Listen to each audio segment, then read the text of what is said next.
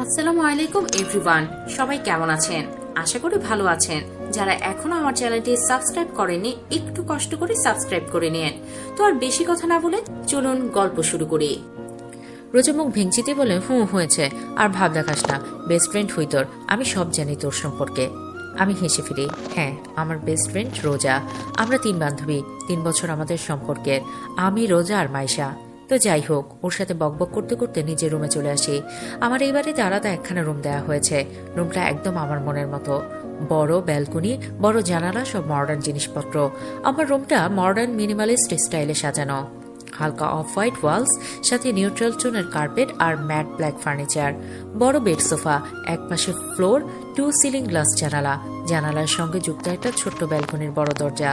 জানালার পাশে রাখা আছে একটা স্লিম মডার্ন প্রেয়ার কর্নার, ওয়াল মাউন্টেড কিবলা দিক নির্দেশক, নরম জায়নামাজ এবং একটি শেলফে সযত্নে রাখা কোরআন শরীফ, তাসবিহ আর আতরের ছোট বোতল। সবকিছু একদম ক্লিন রাখি আমি। রুমের অন্য পাশে আছে এক টুকরো ব্যক্তিগত স্পেস, একটা ওয়াল ডেস্ক, যেখানে ল্যাপটপ, জার্নাল আর এক কোণে ছোট সাদা আলকুরসি ল্যাম্প। টেবিলের ওপর একটি মিনিমাল ক্যালিগ্রাফি আর্ট ফ্রেম। আলহামদুলিল্লাহ। রুমে সে অফিসের কিছু কাজ নিয়ে বসে পড়ে। আগামীকালে প্রজেক্ট সব বুঝিয়ে দিতে হবে রেজওয়ানকে, নয়তো কুত্তার মতো কাউ কাউ করবে। আজ সারাদিন আমায় অসম্ভব খাটিয়েছে। একটা কুমির এই রেজওয়ান শেখ। আপনাদের তো পরিচয় দেওয়া হলো না। আমি নওরিন আরা নুজা, বয়স 20, অনার্স 2য় বর্ষে পড়ছি। আমার ডাকনাম নুজা। জানি না নামটা কে রেখেছেন। ছোটবেলায় এতিমখানায় বড় হয়েছি। 12 বছর বয়সে অন্য এতিমখানায়, মহিলা মাদ্রাসায় শিফট হয়েছি। অবশ্য সেটা আগের এতিমখানার হেড ম্যাডামই করেছিলেন। 14 বছর বয়সে যে এতিমখানায় থাকতাম, সেই এতিমখানার হেড ম্যাডাম আমায় নিজের মেয়ে বানিয়ে বাড়ি নিয়ে যান। ওনার স্বামী মারা গিয়েছিলেন। ওনার সন্তান সন্ততিও নেই। লাভ ম্যারেজ করেছিলেন বলে পরিবার থেকেও বিচ্ছিন্ন ছিলেন। আমি ওনার জীবনে যাওয়ার পর আমি ওনার দুনিয়া হয়ে ওঠে। আমারও দুনিয়া বলতে উনিই ছিলেন। আমরা মা মেয়ে এক অপরের দুনিয়া ছিলাম। কিন্তু আফসোস, আমার কপালে সুখ রইল আর কই। আমার বয়স যখন 18, তখনই আমার মায়ের ক্যান্সার ধরা পড়ে, কিন্তু আমি জানতাম না।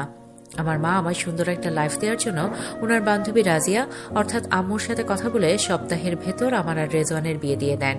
বিয়ের পরের দিন যেমন রেজওয়ান আমায় ত্যাগ করে চলে গিয়েছিলেন, তেমনি আমার মা আমার দুনিয়া, আমার একমাত্র আশ্রয়, আমায় ছেড়ে চলে গিয়েছিলেন। তবে তিনি জেনে গেছেন যে আমি সুখে আছি। সে থেকে আমার পড়াশোনা সবকিছুর দায়িত্ব রেজওয়ানের মা নেন। তিনি তা পালনও করছেন, মেয়ের মতো রেখেছেন আমায়। আমি নিজে কিছু করতে চাই বলেছিলাম, তাই ওনার অফিসে জব দিয়েছেন। আমি এই জব করে অল্প অল্প করে টাকা জমাচ্ছি নিজের মতো বাঁচার জন্য, কারণ আমি জানি রেজওয়ান আজ নয় কাল আমায় ডিভোর্স দিয়েই দেবে।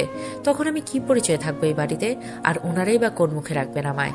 জানেন, এই দুনিয়াটা না বড় কঠিন, তাই নিজের পথ নিজেই খুঁজে নিচ্ছি। রেজওয়ান শেখ, বয়স 28, জানি না কি কাজ করেন, তবে এখন থেকে তো সিইও শেখ সিস্টেমসের। মা রাজিয়া শেখ, বাবা ইমরান শেখ, ছোট বোন রোজা শেখ, যে আমারই বয়সী। ওনার নানার বাড়িও শেখ বংশ, ওনার দাদার বাড়িও শেখ বংশ। তাই তো স্বামীর থেকে আলাদা থাকলেও রাজিয়া শেখ রয়েছেন, আর শেখ সিস্টেমসটা রাজিয়া শেখ আর তার পরিবারের, যার একমাত্র উত্তরাধিকারী রেজওয়ান শেখ। ওনার বাবা মায়ের আলাদা থাকার কারণ আমার জানা নেই, শুধু জানি আলাদা থাকেন। আমেরিকায় নাকি ইমরান শেখের অনেক বড় বিজনেস আছে। বিষয়টা সুন্দর, হাজব্যান্ড ওয়াইফ দুজনই মিলেনিয়ার বিজনেস পার্সন। এসব ভাবতে ভাবতে কাজও করে নেই। প্রায় ঘন্টাখানিক বসে থাকায় পা জমে গেছে, তাই উঠে দাঁড়াই। ধীরে ধীরে ব্যালকনিতে যাই। বাইরে হালকা বাতাস দিচ্ছে। রাতের বাতাস আসলেই অনেক সুন্দর লাগে গায়ে লাগলে। আমার ব্যালকনিটা আধুনিকতায় ভরপুর। মাঝের এই আয়তনের, চারপাশে কাচের রেলিং, যার উপর সোনালী রঙের ধাতব ফ্রেম, মেঝেতে কাঠের টেক্সচারের টাইলস, যা রোদ পড়ে থাকলে চকচক করে। কোনায় রাখা আছে একটি ছোট কাঠের টেবিল আর 2টি বহিমিয়ান শৈলীর চেয়ার। এটি আমার বই পড়া বা বিকেলের চা পানের নিরিবিলি স্থান। একপাশে রাখা দোলনা চেয়ার, যেটায় বসে আমি হিজাব পরে সন্ধ্যার নরম বাতাসে চোখ বন্ধ করে অনুভব করি প্রকৃতিকে। চারপাশে ঝোলানো রয়েছে সবুজ লতানো গাছ, কয়েকটা সাদা পটের মধ্যে গোলাপ ও তুলসী। এক কোনায় ছোট একটা জায়নামাজ রাখা, পাশে রাখা কোরআনের খোলা একটি সুন্দর কাঠের রাহল। দেয়ালের উপর আরবি ক্যালিগ্রাফিতে লেখা আছে বিসমিল্লাহ। ব্যালকনিতে যেতেই কানে আসে একটা গানের সুর। তাড়াতাড়ি চোখ পড়ে পাশের ব্যালকনিতে। ওমা, এ তো দেখি অন্ধকারের মধ্যে রেজওয়ান। ওনার পাশের রুমটাই আমার, সেই সুবাদেই দেখা। ওনাকে দেখলাম আকাশের দিকে তাকিয়ে গান গাইছেন, মন প্রাণ উজাড় করে গাইছেন। গানটা হলো, oh bad boy messing with the boom boom, oh bad boy riding on the broom broom, oh bad boy messing with the boom boom, oh bad boy riding on the broom broom. আস্তাগফিরুল্লাহ, এসব কি গান? এগুলো মুখ দিয়ে উচ্চারণ করে কেমনে? আমার তো কান দিয়ে মগজ গলে পড়ে যাচ্ছে। এই রাত দুপুরে এই গান শুনেছি, কেন যেলাম বেলকনিতে, ভুলটা আমারই। রেজন হয়তো আমার উপস্থিতি টের পেয়েছেন, তাই গান বন্ধ করে ধীরে ধীরে উঠে এসে একদম আমার ব্যালকনির কাছে এসে দাঁড়ান। উনি কাছে আসতে স্পষ্ট দেখতে পাই, ছি কি নির্লজ্জ পুরুষ। গায়ে শুধু একটা গ্রে হাফ কোয়ার্টার্স, উপরের অংশ পুরোপুরি উন্মুক্ত। গলায় ঝুলছে একটা স্লিম গোল্ড চেইন, হালকা বাতাসে দুলছে সেটাও। তার শরীরটা একদম ফিট, যেমনটা জিমে ঘাম ছড়িয়ে তৈরি হয়। ব্রড শোল্ডার, ডিফাইন্ড কলার বোন, বুকের স্পষ্ট মাসল আর টোড অ্যাবস এক একটা শেড করা লাইন এমনভাবে ফুটে উঠেছে, চোখ সরিয়ে নেওয়া মুশকিল হয়ে গেছে আমার পক্ষে। গায়ের ত্বকটাও পরিষ্কার, হালকা গন্ধ আসছে কোনো স্পোর্টস বডি স্প্রের। ওনার এই বডি ল্যাঙ্গুয়েজ, নজর পড়ার কায়দা সব মিলিয়ে যে কারো চোখে আটকে যাওয়ার জন্য যথেষ্ট। আমি চোখ নামিয়ে নিতে চাইলেও চেয়ে থাকি। মনে হচ্ছে উনি দৃশ্যটা তৈরি করে দিয়েছেন আমার জন্য। ভেতরটা কেমন ছটফট করছে, অস্বস্তিও লাগছে, আবার অদ্ভুত এক অনুভব, লজ্জা লাগছে আমার। এমন পরিস্থিতিতে পড়ব আশা করিনি। তাই আর না তাকিয়ে নিজের চোখকে সংযত করে চুপচাপ রুমের দিকে পা বাড়াই। তখনই উনি ব্যালকনির রেলিং 2 হাতে ধরে আমায় বলেন, শোনো মেয়ে। ডাক শুনে আমি থামতে চাই না, কিন্তু আমার পা থেমে যায়, ভেতরটা টাস করে ওঠে। না জানি এখন এই পুরুষ নামায় কি বলবে। থমকে গিয়ে ঘাড় ঘুরিয়ে পেছনে তাকিয়ে শান্ত গলায় বলি, জি বলুন। উনি চোখ দিয়ে ইশারা করে বলেন, এদিকে এসো। আমি চুপচাপ ওনার সামনে যাই, গিয়ে বলি, বলুন। উনি আমায় প্রশ্ন করেন, সংসার করতে চাও আমার সাথে? এমন প্রশ্নে সাথে সাথে স্তব্ধ হয়ে যাই আমি। কি উত্তর দিব খুঁজে পাচ্ছি না, কিন্তু উত্তর দিতে হবে, তবে ভেবে চিনতে। তাই নির্লিপ্ত গলায় বলি, আপনার কি চাওয়া? উনি তপ্ত শ্বাস ফেলে বলেন, শোনো আমি সরাসরি বলছি, আমার তোমায় পছন্দ নয়। আমি তোমার সাথে সংসার করতে আসিনি। আমি এসেছি আম্মুকে আব্বুর কাছে নিয়ে যেতে। আর আম্মুকে রাজি করাতে হলে তোমার সাথে সংসার করতে হবে। তাই আমি চাই কয়েকটা মাস তুমি সংসার করার নাটকটা করো আমার সাথে। এমনিতেই তো আমার বউ নামে বসে আছো আমার বাড়িতে। এমন আবদার শুনে হুঁশ উড়ে যায় আমার, কিন্তু আমার কাছে এই প্রস্তাবটা একটা সুযোগ মনে হয়। তাই আমি সাথে সাথে বলি, ঠিক আছে, তবে এর বিনিময়ে আমার কিছু চাই। রেজওয়ান তাচ্ছিলের হাসি দিয়ে বলেন, আর কি চাইবে? নিশ্চয়ই টাকা চাইবে। সমস্যা নেই, টাকা পেয়ে যাবে, তবে এই ডিল সম্পর্কে কেউ যেন না জানতে পারে। আগামীকাল থেকেই নাটক শুরু করবে, ওকে? সত্যি কত সহজে আমায় লোভী ভেবে নিলেন। মেয়েকে এক হাসি হেসে আমি বললাম, আমার টাকার প্রয়োজন নেই, আমার মুক্তি চাই। দয়া করে আমাকে ডিভোর্স দিয়ে দেনমোহরগুলো ঠিকঠাক দিয়ে দেবেন। রেজওয়ান হাসি দিয়ে উত্তর দিলেন, হা, এই না বললে টাকার দরকার নেই তো, এখন চান দেনমোহর? আমি দাঁত চেপে বললাম, দেনমোহর আমার পাওনা, এটা আপনার দয়া নয়, বুঝলেন? রেজন আবার হেসে বললেন, ওকে ওকে, পেয়ে যাবে, যা চাও, তারপর আমার ঘাট থেকে নেমে যাও। আমি আর কিছু বললাম না, চুপচাপ ঘরে চলে এলাম। তখনই পেছন থেকে বললেন, বাই দ্য ওয়ে, তোমার নামটা কি? আমি আর ওনার দিকে তাকাই না, ঘাড় ঘুরিয়ে দাঁড়িয়ে থেকে ছোট্ট করে বললাম, নোজা। এই বলেই আমি চুপচাপ রুমে ঢুকে পড়লাম।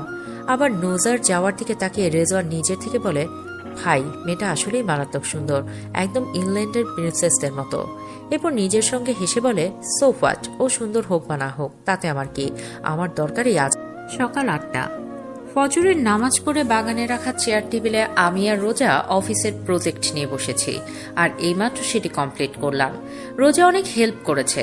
আম্মু কিচেনে হয়তো মেয়েদের সাথে নাস্তা তৈরি করছেন ছেলের জন্য। ঠিক তখনই গেট দিয়ে একটা স্কুটি ঢুকে। স্কুটিটা আর কারো নয়, মাইশার। মাইশা স্কুটি রেখে একটা ব্যাগ নিয়ে আমাদের দিকে এগিয়ে আসে। ও আসতেই আমরা সালাম দেই, আসসালামু আলাইকুম মাইশা। ও হাঁপাতে হাঁপাতে মাটিতে ব্যাগ রাখে, তারপর চেয়ারে বসতে বসতে বলে, ওয়ালাইকুম সালাম ভাই। নুজা, নে তোর বিড়াল, গত রাতে আমার দম বন্ধ করে দিচ্ছিল। আমি তাড়াতাড়ি উঠে গিয়ে ব্যাগ থেকে আমার বিড়াল নূরকে বের করি। মাইশা নিয়েছিল ওকে গতকাল সকালে ওর বিড়ালের সাথে খেলবে বলে, কিন্তু নূর আমায় ছাড়া কিভাবে থাকবে? হয়তো অনেক যন্ত্রণা দিয়েছে মাইশাকে। ব্যাগ খুলে আমি নূরকে কোলে নিতেই সে মিশে যায় আমার বুকে। এই নূরই আমার মায়ের রেখে যাওয়া শেষ স্মৃতি। মায়ের এক বান্ধবী বিদেশ থেকে নূরের মাকে দিয়েছিলেন, কিন্তু এখন নূরের মা আর নেই। মা মারা যাওয়ার কিছুদিন পর সেও মারা যায়। এখন শুধু আমরা সন্তানরাই বেঁচে আছি। নূর আমার নাক মুখ নিজের পা দিয়ে ছুঁয়ে দিতে থাকে, আর সেই ছোঁয়ায় আমি হাসতে থাকি। আমার হাসি দেখে নূরও মনে হয় খুশি হয়। এদিকে বেলকনিতে দাঁড়িয়ে কফির মগ হাতে এই অমায়িক দৃশ্য দেখছে রেজওয়ান। বাগানে হাঁটু মুড়ে বসে নুজা বিড়ালের সাথে খেলা করছে, খিলখিলিয়ে হাসছে। হাসার ফলে গালে টোল পড়ছে। কি সুন্দর এই হাসি, শিশুদের মতো স্নিগ্ধ। রেজওয়ান নিচের চোখ বুজে নেয়, নিজেকে বোঝায়, কি দেখছো? মায়ায় পড়ে যাবে। আর দেখো না, এই মেয়ে মারাত্মক। রেজওয়ান ব্যালকনি থেকে রুমে আসে, এসে দেখে ওর মা দাঁড়িয়ে আছেন রুমে। মাকে দেখে উৎফুল্ল চোখে প্রশ্ন করে, আম্মু তুমি এখানে? রাজিয়া উত্তর দেন, তুমি কি সংসার করবে নুজার সাথে? রেজওয়ান কিছু সময় চুপ থাকে, তারপর উত্তর দেয়, করব, তবে শর্ত আছে। রাজিয়া ভ্রুকুচকে বলেন, কি শর্ত? রেজওয়ান তার দিকে তাকিয়ে বলে, আমাদের সম্পর্কটা কয়েকদিন হাইট থাকুক, পাবলিক না করি, একে অপরকে ভালো করে বুঝে নেওয়ার পর পাবলিক করব। তবে বাড়িতে আমার সাথেই থাকবে, হবে তো আম্মু? রাজিয়া দীর্ঘশ্বাস ফেলে বলেন, আমার সাথে আয়। রেজওয়ান হতবাক হয়ে যায়, উত্তর দিলেন না কেন? মাইশা চলে গেছে, ওর গিয়ে সব খুলতে হবে। আমি আর রোজা বসে আছি, আগের মতোই রোজার কোলে এখন নূর। তখনই দেখি বাগানের দিকে আম্মু আর রেজওয়ান আসছেন। ওনারা এসে আমাদের সামনে দাঁড়ান, সাথে সাথে আমি উঠে দাঁড়াই দৃষ্টি নত করে। আম্মু আমায় জিজ্ঞেস করেন, নুজা, তোর সাথে রেজওয়ান থাকতে চাই, তুই কি চাস? এমন আহাম্মক প্রশ্নে আমার কথা হারিয়ে যায়, কি বলবো। দ্রুত চোখ তুলে তাকাই রেজওয়ানের দিকে, উনি স্বাভাবিকভাবেই তাকিয়ে আছেন। আমি বুঝে যাই নাটক শুরু করে দিতে হবে। মাথা নাড়িয়ে উত্তর দিই, জি। আম্মু আবার বলেন, রেজওয়ান চায় তোদের সম্পর্কটা এখন পাবলিক না করতে, তোর কি মত এতে? আমি মাথা নিচু করে উত্তর দিই, যা ভালো মনে হয় করো আম্মু। আম্মুর সাথে সাথে আমার মাথায় হাত বুলিয়ে দিতে দিতে বলেন, অনেক সুখী হবি তুই, দেখে নিস মা। আমি ঠোঁট টেনে অল্প হাসি হেসে সবার দিকে তাকাই। সুখী হব। সুখী আছে আদৌ আমার কপালে? চলবে। গল্পটি কেমন লাগলো অবশ্যই জানাবেন। পরবর্তী পার্ট দেখতে আমাদের এই ভিডিও ডেসক্রিপশন বক্স এবং ফার্স্ট কমেন্টে লিংক পেয়ে যাবেন এবং স্ক্রিনে ভেসে উঠবে, সেখানেও ক্লিক করে দেখতে। বিয়ের আজ 3 বছর পর নিজের স্বামীকে নিজ চোখে আবারও দেখলাম। সে যে বিয়ের পরের দিন আমেরিকা পাড়ি জমিয়েছিলেন আর আজ এসে হাজির হলেন দেশে। গাড়ি থেকে নেমেছেন এই মাত্র। পরনে কালো স্যুট, কোট, পায়ে চকচকে জুতো, হাতে ব্যান্ড ওয়াচ, চোখে সানগ্লাস, একদম নায়কের মতো একটা ভাব। আর থাকবেই না কেন, শেখ সিস্টেমস নতুন সিইও আজ থেকে তিনি। এতদিন তার মা ছিলেন, আজ থেকে তিনি দায়িত্ব নিয়েছেন। আর তাই তো এয়ারপোর্ট থেকে বাড়ি না গিয়ে সোজা চলে এসেছেন অফিসে। সাথে একজন মেয়েও আছে। বাহ, এন্ট্রি যেমন নায়কের সাথে নায়িকাও। তার সাথে নারী দেখে আমার অন্তর পড়ে যাওয়ার কথা, কিন্তু আমার কিচ্ছু হচ্ছে না, কারণ উনি শুধু নামেই আমার স্বামী। বিয়ের পরে উনি চলে গিয়েছিলেন আমেরিকায়। এটা কি কোনো কথা? বিয়ে জোর করে দেওয়া হয়েছে বলে স্ত্রীকে ছেড়ে চলে গেলেন। কাপুরুষের মতো একটা কাজ করেছেন উনি। ওনার বাবা মা আলাদা থাকেন, ওনার বাবা আমেরিকায় আর মা দেশে। এই 3 বছর তিনি বাবার কাছেই ছিলেন। তার মা একজন বিজনেস উইম্যান। যাই হোক, আমার স্বামীর নাম রেজওয়ান, পুরো নাম রেজওয়ান শেখ, আর আমি নওরিন আরা নুজা। সবাই আমাকে নুজা বলেই ডাকে। গত 3 বছর ধরে রেজওয়ানের স্ত্রী হয়ে তার বাড়িতেই আছি। আর কি বা করব, এতিম হয়ে এসেছে এই দুনিয়ায়। তাদের অফিসেই কাজ করি, ওনার মায়ের সেক্রেটারি হয়ে। আজ থেকে হয়তো ওনার সেক্রেটারির দায়িত্ব নিতে হবে। রেজওয়ান গাড়ি থেকে নেমে অফিসের দিকে এগিয়ে আসেন। ম্যানেজার ফুলের তোড়া দিয়ে তাকে স্বাগত জানান। তিনি ভেতরে যাচ্ছেন আর সবাই ফুল ছেটাচ্ছে। আমিও বিরক্তি নিয়ে ফুল ছিটিয়ে দিলাম। আর কি বা করব, এছাড়া কোনো উপায় নেই। হঠাৎ রেজওয়ান থেমে যান। আমাকে লক্ষ্য করে সানগ্লাসটা খুলে বাঁকা চোখে কিছুক্ষণ তাকান। কিছুক্ষণ তাকিয়ে মুখটা কঠিন করে ফেলেন। আমি জানি কেন, কারণ হয়তো তার ধারণা আমার জন্যই তিনি 2 বছর দেশের বাইরে ছিলেন, নিজের মা বোনের কাছ থেকে দূরে। রেজওয়ানের তাকানো দেখে আমি মাথা নিচু করে নিই। না জানি কি বলেন, কিন্তু আল্লাহর হুকুমে কিছু বললেন না। চুপচাপ অফিসের ভেতরে চলে যান। আমিও তপ্ত শ্বাস নিয়ে হাতে থাকা ফুলের পাপড়িগুলো নিজের উপর ছিটিয়ে অফিসের ভেতর যাই। এদিকে ম্যানেজার রেজওয়ানকে সিইও রুমে নিয়ে গেলেন। রুমটা চারদিকে চোখ বোলায়। রুমটা বেশ সুন্দর। মেঝেতে চকচকে ধূসর মার্বেল, ছিমছাম পরিষ্কার। দেয়াল জোড়ে হালকা ধূসর রং, একপাশে বিশাল কাচের জানালা, যেখানে শহরের দৃশ্যটা হাতে ছুঁয়ে দেখা যায়। ঘরের মাঝখানে ভারী ওক কাঠের ডেস্ক, তার উপর গুছিয়ে রাখা ফাইল। এটি কালো লেদার ডেস্ক প্যাড, সোনালী রঙের কলমদানি আর একটা ডিজিটাল ঘড়ি। ডেস্কের ঠিক পেছনে ঘন নীল রঙের হাইব্যাক চেয়ার, তার সামনে 2টি হালকা ছাই রঙের অথচ আরামদায়ক ভিজিটর চেয়ার। এক কোণে কালো লেদারের সোফা সেট, মাঝখানে কাচের কফি টেবিল। টেবিলে একটি বাটিতে সাজানো শুকনো ফুল, পাশে ম্যাগাজিনের স্তূপ। দেয়ালের একপাশে কাঠের শেলফ, সেখানে কয়েকটি পুরস্কার, কয়েকটি বই আর একটি ছোট সুকুলেন্ট গাছ। ছাদে ঝুলছে নরম আলো ছড়ানো সিলিং লাইট। রেজওয়ান রুম দেখে বেশ খুশি হয়। চারিদিকে দেখতে দেখতে চেয়ার টেনে নিজ ডেস্কে বসে ম্যানেজারকে উদ্দেশ্য করে বলে, আমার অ্যাসিস্ট্যান্ট বা সেক্রেটারি নেই? ম্যানেজার বললেন, জি স্যার আছেন। রেজওয়ান এটা শুনে বলে, ঠিক আছে, আপনি যান। এই মাসের বাকি সব ডিলের ফাইলগুলো নিয়ে সেক্রেটারিকে পাঠান। আমার ডেস্ক রেজওয়ানের রুমের পাশেই। ম্যানেজার এসে আমাকে ফাইল নিয়ে রেজওয়ানের রুমে যাওয়ার জন্য বললেন। এটা শুনে ভয় আর টেনশনে আমি একেবারে শেষ হয়ে যাচ্ছি। না জানি কি থেকে কি হয়, তবুও নিজেকে সামলে নিলাম। সব ফাইল গুছিয়ে নিয়ে ওনার রুমে গিয়ে দরজায় নক করলাম। May I come in sir? উনি চোখ তুলে আমার দিকে তাকিয়ে কিছু মুহূর্ত নীরব থেকে উত্তর দিলেন, কাম। অনুমতি পেয়ে আমি ধীরে ধীরে ভেতরে গেলাম। ফাইলগুলো টেবিলে রাখলাম। তারপর টেবিল থেকে একটু সরে গিয়ে বললাম, স্যার, এখানে সব ডিলের বিস্তারিত আছে, আপনি দেখে নিতে পারেন। রেজওয়ান ল্যাপটপ থেকে মুখ তুলে আবার আমার দিকে তাকালেন। দেখলেন আমি মাথা নিচু করে দাঁড়িয়ে আছি। হঠাৎ বললেন, গিয়ে দরজা লক করে আসো। আমি চমকে উঠে প্রশ্ন করে ফেললাম, স্যার কেন? এতে উনি রেগে গিয়ে টেবিলে হাত দিয়ে আঘাত করে উঠে দাঁড়ালেন। আমি তোমার বস না তুমি আমার, যা বলছিস সেটা করো। এটা শুনে মন তো চাচ্ছিল একে লাথি মেরে জানালা দিয়ে বাইরে ফেলে দেই, কিন্তু সেটা শুধু আমার কল্পনাতেই সম্ভব, বাস্তবে নয়। তাই চুপচাপ উত্তর দিলাম, জি স্যার করছি। কি দরজা লক করে দেখে উনি ডেস্ক থেকে উঠে দাঁড়িয়ে আছেন, তাই আমি আর এগোলাম না। কিন্তু হঠাৎই তিনি ডাক দিলেন, এদিকে আসো। আমি ভেবেছিলাম নিশ্চয়ই ফাইল সংক্রান্ত কিছু বলবেন, কিন্তু কাছে যেতে উনি আমার পেছনে এসে হঠাৎ হাতটা মুচড়ে ধরেন। এমন আকস্মিক আক্রমণে আমার তো প্রাণই বেরিয়ে যাওয়ার উপক্রম। সত্যি আমি কল্পনাও করিনি উনি এমন কিছু করবেন। আমার হাত চেপে উনি দাঁত চেপে বললেন, আমার বিয়ে করে যখন প্ল্যান সফল হলো না, তখন এখনো 2 বছর ধরে অফিস বাড়িতে পড়ে আছো কেন? এত টাকার লোভ তোমার কিসের? আমি নিজেকে ছাড়িয়ে নেওয়ার চেষ্টা করে বললাম, ভুলে যাবেন না এটা অফিস, আমি আপনার কর্মচারী। আমার সঙ্গে এমন ব্যবহার আপনার একদমই ঠিক হচ্ছে না। আমি লোভী? কোনো প্রমাণ আছে আপনার এই অভিযোগের? রেজিওয়ান তখন আমাকে ছেড়ে দিয়ে আমার চোখে চোখ রেখে বলল, তুমি লোভী নাও, এটার প্রমাণ কি? এত কথা বলতে তোমার লজ্জা করে না? মন চাচ্ছে এই খারাপের খারাপ মানুষটাকে এই রুমেই মেরে কবর দিয়ে দেই, কিন্তু তা তো পারবো না। তাই দীর্ঘশ্বাস ফেলে কিছু বলার জন্য ঠোঁট খানিকটা ফাঁক করলাম। ঠিক তখনই দরজায় নক করে কেউ। রেজন দ্রুতকে নিজের জায়গায় বসে পড়লেন, আর আমি নিজের কথা নিজের গলায় গিলে দরজার দিকে এগিয়ে দরজা খুললাম। দরজা খুলতেই দেখে ওনার সাথে আসা মেয়েটি এক প্রকার ধাক্কা দিয়ে রুমে ঢুকে বলল, রেজওয়ান, দরজা লক করে ওর সঙ্গে কি করছিলে? আমি বুঝতে পারলাম মেয়েটি হয়তো রেজওয়ানের গার্লফ্রেন্ড। পরিস্থিতি সামলাতে আমি শান্তভাবে বললাম, না ম্যাম, স্যার অফিসে নতুন এসেছেন, আমি তার সেক্রেটারি, তাই সবকিছু দেখাচ্ছিলাম। এই কথা বলেই দেরি না করে রেজওয়ানের দিকে তাকিয়ে বললাম, স্যার তাহলে আমি যাচ্ছি। রেজওয়ান উত্তর দেন না, কিন্তু মেয়েটি কড়া গলায় বলে, ওকে তুমি যাও। রেজওয়ানের এমনিতেই মেজাজ খারাপ, এর মধ্যে এই রাহা এসে হাজির। রাহা এসে রেজওয়ানের সামনে চেয়ারে বসে পড়ে। সে রেজওয়ানের চাচাতো বোন আমেরিকায় থাকে। আমি রুম থেকে বেরিয়ে এসে নিজের ডেস্কে বসে কাজ শুরু করলাম। একটা বড় প্রজেক্টের কাজ হাতে মন লাগিয়ে কাজ করছিলাম। একটু সময় পর পিয়ন এসে বলল, নুজাপু, স্যার বলেছেন 2 কফি নিজে বানিয়ে নিয়ে যেতে। আমি হতবাক হয়ে বললাম, কি বলছেন? আমি দেবো কেন? আপনারা কিসের জন্য? পিয়ন সরলভাবে উত্তর দিল, আপনাকেই নিয়ে যেতে বলেছেন স্যার। এটা শুনে দীর্ঘশ্বাস ফেলে বললাম, আচ্ছা দিচ্ছি। তারপর ধীরে ধীরে অফিসের কিচেনে গেলাম। কাপ বাছাই করতে গিয়ে ভুল করে জোড়া কাপে নিয়ে ফেললাম। কফি ঢালতে গিয়ে গরম কফি হাতে পড়ে গেল, লাল হয়ে গেছে হাতটা। এসব উপেক্ষা করে কফি বানিয়ে নিয়ে রেজওয়ানের রুমে গেলাম। দরজায় নক করলাম, কোনো সাড়া নেই। সাড়া না পেয়ে আলতো করে ধাক্কা দিলাম দরজায়, আর তাতেই দরজা খুলে গেল। এভাবে রুমে ঢুকতে সেই মেয়ে রেগে গিয়ে বলল, বসের রুমে ঢোকার আগে নক করতে হয় না?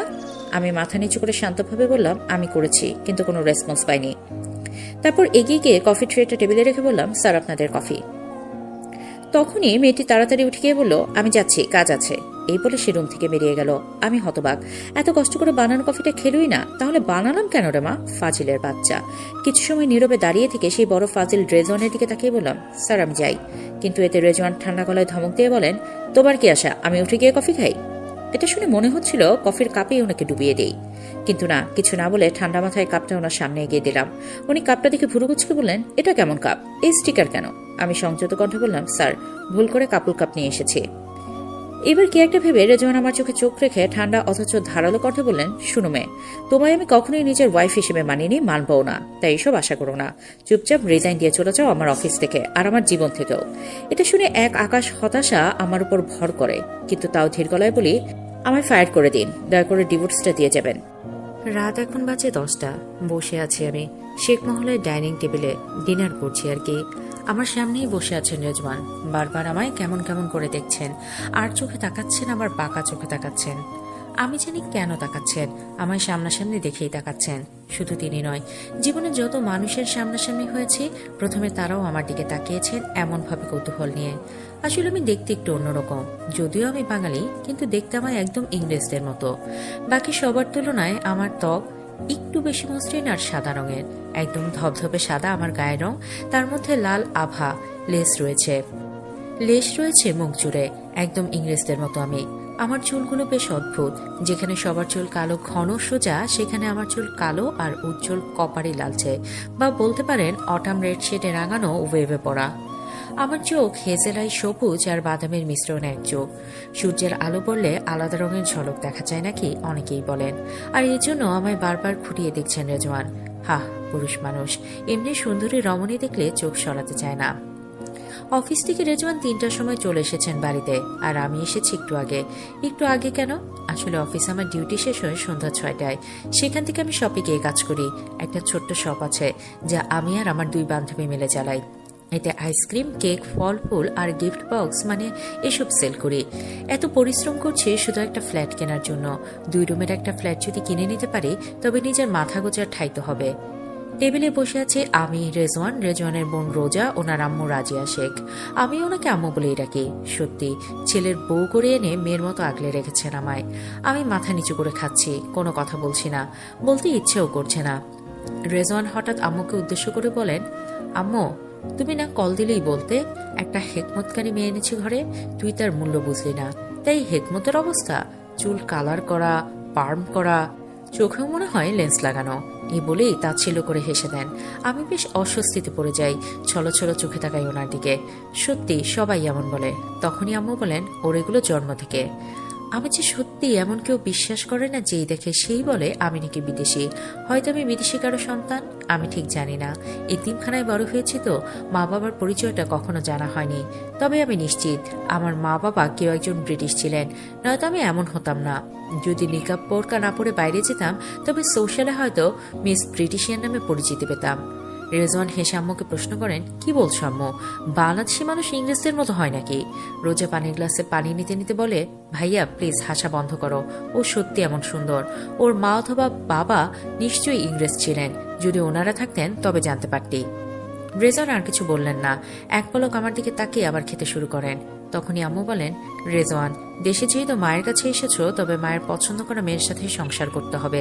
তুমি করবে কি? যদি না করো তবে বাবা নিজের মায়ের কথা ভুলে যাও। এমন কথা শুনে চমকে তাকাই আমি আম্মুর দিকে। কি এত সরাসরি কথা? রেজওয়ান থতমত খেয়ে এক পলক আমার দিকে তাকান, তারপর আমতা আমতা করে বলেন, আমি ভেবে দেখব। আম্মু কঠোর গলায় বলেন, অনেক ভাবার সময় পেয়েছ, আগামীকাল সকালেই আমার উত্তর চাই। এই বলেই আম্মু টেবিল থেকে উঠে বেসিনের দিকে যান। আমিও পানি খেয়ে চুপচাপ উঠে যাই। রেজওয়ান রাগ নিয়ে তাকিয়ে আছেন আমার দিকে, হয়তো, কিন্তু এটা আমার কিছু করার নেই। রোজাও উঠে আসে। আমি কিচেনে চলে আসি। রোজা আমার পেছনে পেছনে এসে বলে, যাক অবশেষে তোর আর ভাইয়ার সংসারটা হবে। আমি রোজার দিকে তাকিয়ে মুচকি হেসে বলি, দেখ গে তোর ভাই মনে হয় লাগেজ গোছাচ্ছে আবার আমেরিকা যাওয়ার জন্য। রোজা এটা শুনে ঠোঁট উল্টে বলে, তুই মনে হয় সব জানিস, ভাইয়া এবার যাবে না, দেখে নিস। আমি দীর্ঘশ্বাস ফেলে ফ্রিজ থেকে একটা সফট ড্রিঙ্ক নিতে নিতে বলি, তোর ভাই তাকালেই কি আর না তাকালেই কি, আমার কিছু যায় আসে না এসবে। আসসালামু আলাইকুম এভরিওয়ান, সবাই কেমন আছেন? আশা করি ভালো আছেন। যারা এখনো আমার চ্যানেলটি সাবস্ক্রাইব করেননি একটু কষ্ট করে সাবস্ক্রাইব করে নিন। তো আর বেশি কথা না বলে চলুন গল্প শুরু করি। শেখ মহলের পার্কিং লটে দাঁড়িয়ে আছি আমি, সাথে আমার নূর। অফিসে নূরকে নিয়ে যাচ্ছি, আম্মু অনুমতি দিয়েছেন। পরনে আমার কালো রঙের বোরকা, আমি সবসময় বোরকাই পরি। হাতে পায়ে মোজা, চোখে মুখে নিকাব। আমি নিজেকে সম্পূর্ণ ঢেকে রাখতে স্বাচ্ছন্দ্য বোধ করি। সত্যি বলতে রেজওয়ানের সামনে ছাড়া আমি আর কোনো পুরুষের মুখোমুখি হইনি। আমায় একমাত্র রেজওয়ানই দেখেছেন। তো যাই হোক, এখন সময় সকাল 8টা। রেজওয়ানকে দেখলাম ব্রেকফাস্ট করছেন। আমি তার আগেই বেরিয়ে গিয়েছি। আমি নিজের একটা স্কুটি আছে, সেটাই চালাই। এটা আমি আমার নিজের উপার্জনে কিনেছি। স্কুটিতে উঠে বসে অতপর নূরকে নিচের সামনে বসিয়ে কোমরের সাথে ছোট্ট একটা বেল্ট দিয়ে বেঁধে দিয়ে ওকে নিচের সাথে জুড়ে নেই। নূরের জন্য হেলমেট কিনেছে, ওর মাথায় হেলমেটটি পরিয়ে দেয়। ঠিক তখনই দেখি রেজওয়ান পার্কে নিয়ে এসেছেন। তিনি এক পলক বিরক্তি নিয়ে আমার দিকে তাকিয়ে চোখ ফিরিয়ে নেন, কিন্তু পরক্ষণেই আবার তাকান নূরের দিকে। হতবাক হয়ে বলেন, এই পাগল মেয়ে, ও মরে যাবে, এটা পরিয়েছ কেন ওকে? ওনার কথায় আমি কোনো উত্তর দেই না, চুপচাপ হেলমেট পরে স্কুটি স্টার্ট দেই। সত্যি বলতে এই লোকটাকে আমার একদমই পছন্দ না। গতকাল রাতের চুক্তিতে রাজি হয়েছে একটা কারণে, তবে সেই কারণটা পরে বলবো আপনাদের।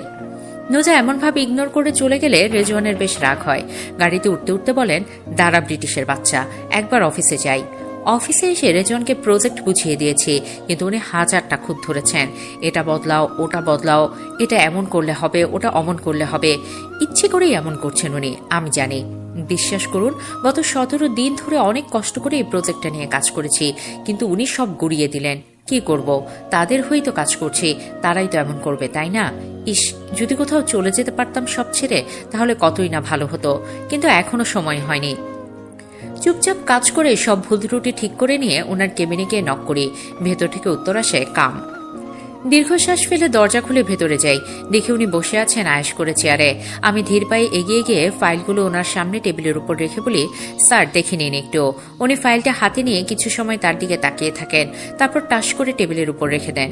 হঠাৎ এমন হয় বেশ ঘাবড়ে যাই আমি, কিন্তু তাও নিজেকে সামনে নেই। উনি আমার দিকে তাকিয়ে বলেন, আমার জন্য কফির ব্যবস্থা করো। কি বললেন? আমি কফি আনবো? চাকর নাকি আমি? যত সব ফাজলামি। আমি শান্ত গলায় বললাম, স্যার আমি আপনার সেক্রেটারি, আপনার পিয়ন বা পার্সোনাল মেইড নই। উনি এমন উত্তর হয়তো আশা করেননি, তাই দাঁত চেপে বলেন, ফায়ার করে দিব কিন্তু। আমিও সোজা উত্তর দিন। আমার এমন উত্তর শুনে উনি আরও রেগে গিয়ে বলেন, যে প্রজেক্ট বানিয়েছ তা কিন্তু ডিসমিস করে দেবো এক সাইনে। দেখুন তো কি পাগল, প্রজেক্ট কি আমার নাকি যে আমি ভয় পাবো? আমি মুচকি এসে বলি, প্রজেক্টটা আমার নয়, আপনার কোম্পানির, তাই যা ইচ্ছে করুন, আই ডোন্ট কেয়ার। রেজন এটা শুনে টেবিলে টাস করে বাড়িতে উঠে বলেন, প্রজেক্ট সাইন না করে ইনফরমেশন লিকের কেস করে দেই, কেমন হবে? ছি, সামান্য কফির জন্য আমায় মির্জাফর বানিয়ে দেবে? আমি কঠোর গলায় বললাম, এতদিন এই কোম্পানির হয়ে সৎভাবে কাজ করার এটাই কি দাম? রেজওয়ান শয়তানি হাসি দিয়ে বলেন, তুমি সৎ কাজ করেছো নাকি অসৎ তাতে আমার কিছু যায় আসে না। আমি চাইলেই কেস করে মিথ্যা মামলা দিয়ে দিতে পারি। Miss Nuja, sorry Mrs Nuja. আমি আর কিছু বলি না, চুপচাপ মাথা নিচু করে নেই। ভেতরটা বিষাদে ভরে গেছে। সত্যি, মানুষের হাতে ক্ষমতা থাকলে মানুষ কত কি না করে। মাথা নিচু করে উত্তর দিই, কফি আনছি। এই বলে চুপচাপ বেরিয়ে আসি অফিসের কিচেনে। কফি বানাতে শুরু করি। মন চাইছে কফির সঙ্গে 1 চামচ সাপের বিষ মিশিয়ে এই রেজওয়ান কিটটাকে দুনিয়া থেকে বিদায় দিয়ে দিই, কিন্তু তা আমার মতো মানুষের দ্বারা কখনোই সম্ভব নয়। কিচেনে আসার সময় নূরকে ডেস্ক থেকে নিয়ে এসেছি। ওর সঙ্গে কথা বলে কফি বানাই। আমি বলি, ও বলতে পারে না, শুধু আমার দিকে চেয়ে থাকে, শুধু চেয়ে থাকে। আমি ওকে নিজের সুখ দুঃখের কথাই বলি, এই করেই দিন কাটাই। কফি বানিয়ে নিয়ে যাই রেজওয়ানের কেবিনে। কফি সামনে রেখে বলি, কফি। আমার পেছনে পেছনে নূরও রুমে ঢুকে পড়ে। এতে উনি আমায় আদেশ দিয়ে বলেন, আগামীকাল থেকে কোনো পশু পাখি নিয়ে আসা যাবে না আমার অফিসে, বুঝেছেন মিস নুজা? আমি মাথা নাড়িয়ে বলি, ঠিক আছে স্যার।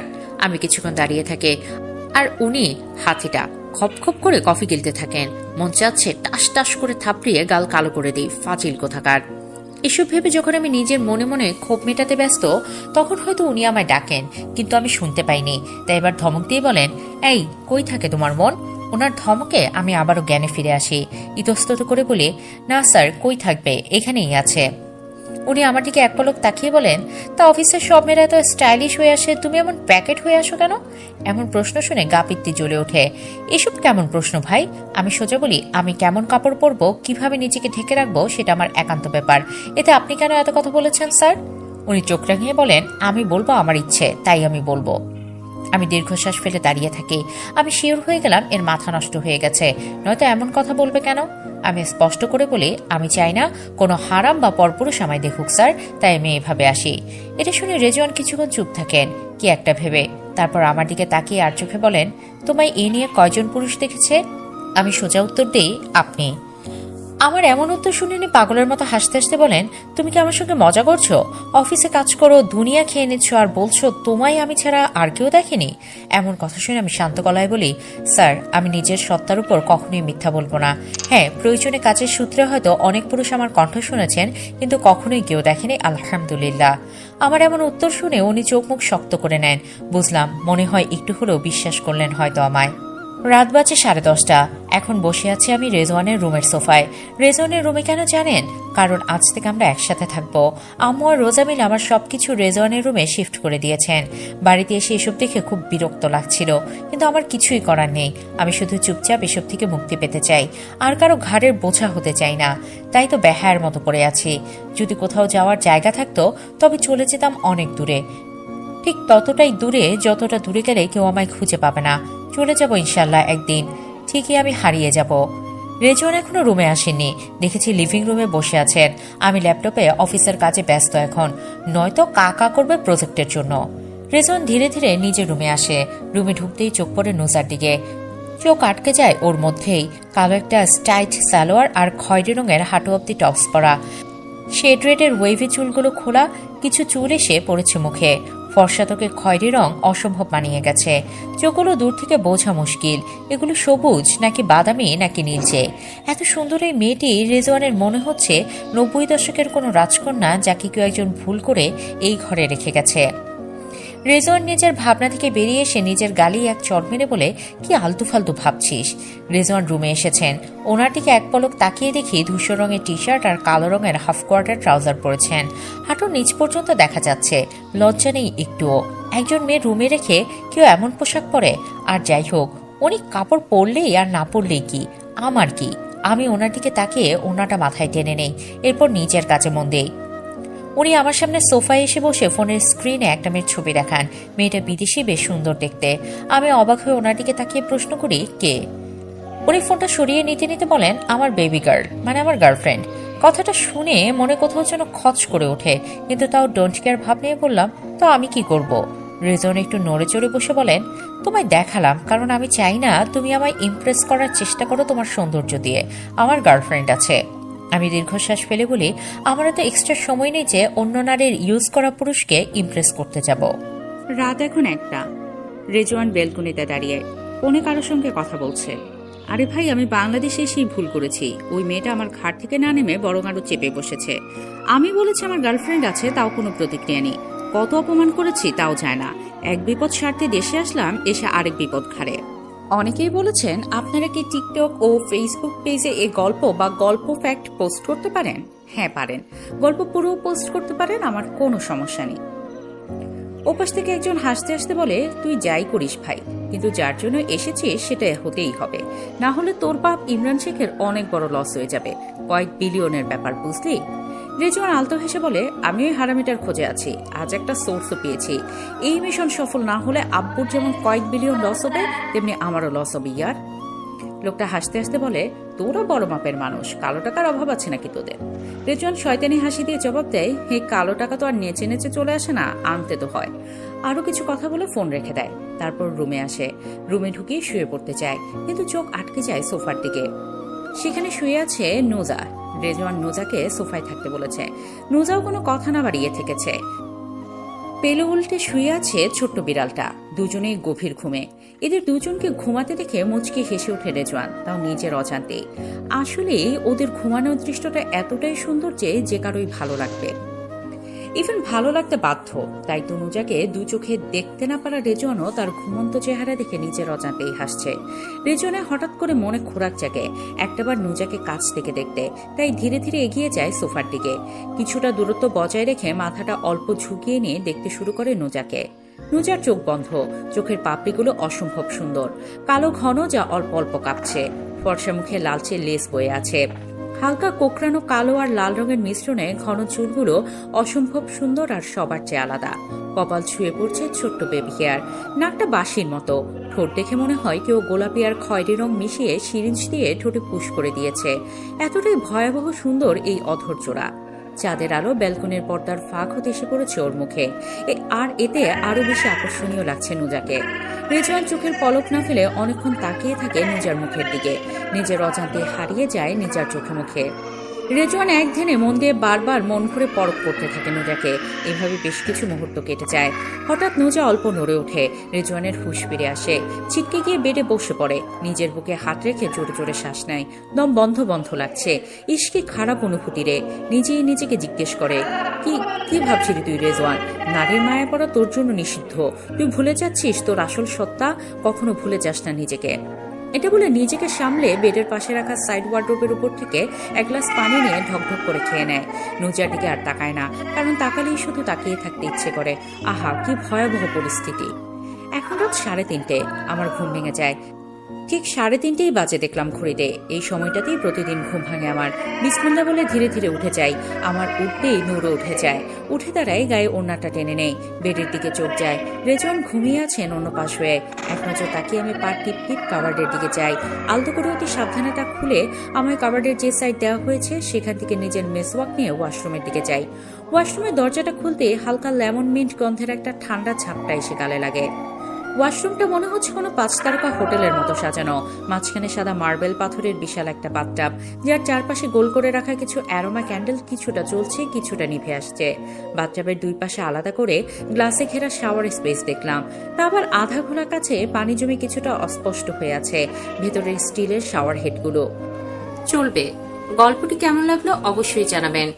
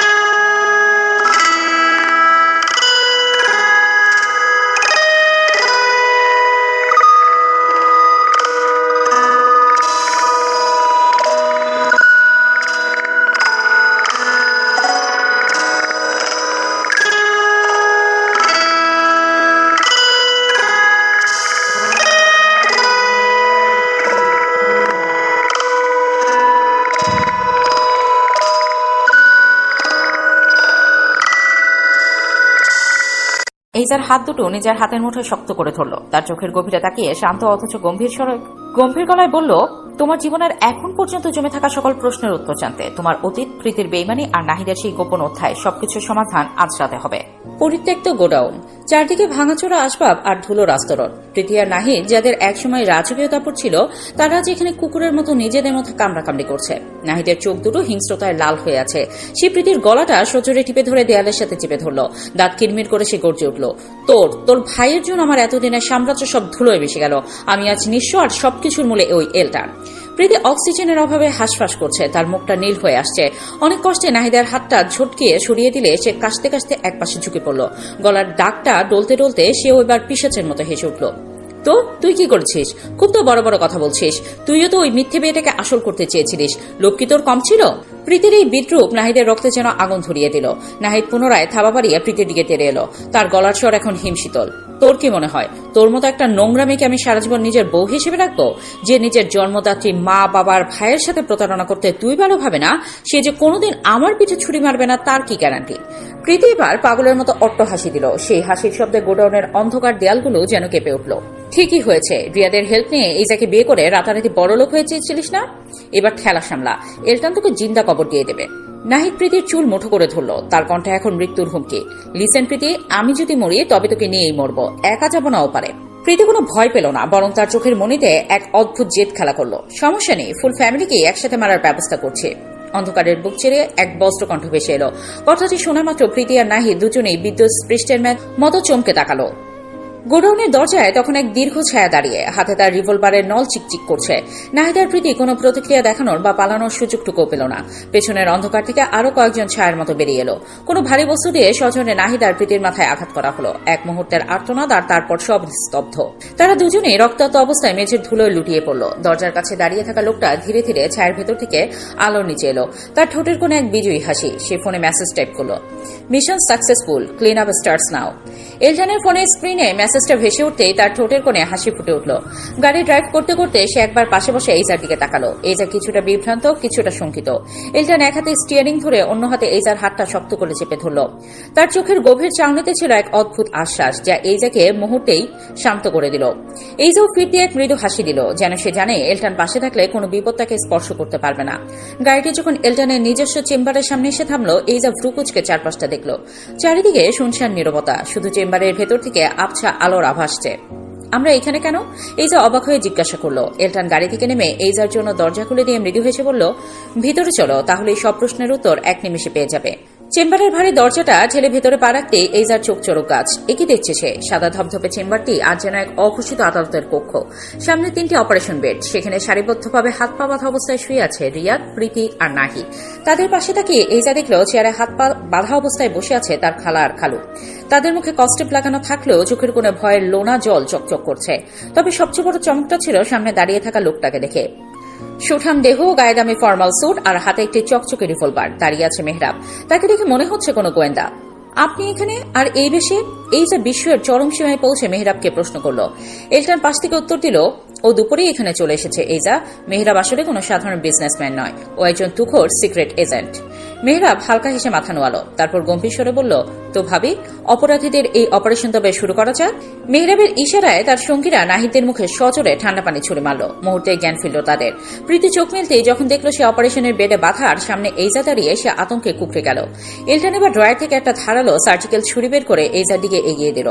এইজা প্রথমে থতমত খেল। এলটানের চোখের গভীর ইশারায় সব বুঝে গেল। এলটান তাকে সাহস দিচ্ছে পাপীদের শেষ পরিণতির মুখোমুখি দাঁড় করাতে। এইজা ছুরিটা হাতে নিয়ে প্রীতির দিকে এক ধাপ এগিয়ে গিয়ে শীতল গলায় বলল, জি স্যার, আমি তাহলে প্রীতিকে দিয়ে স্টার্ট করি।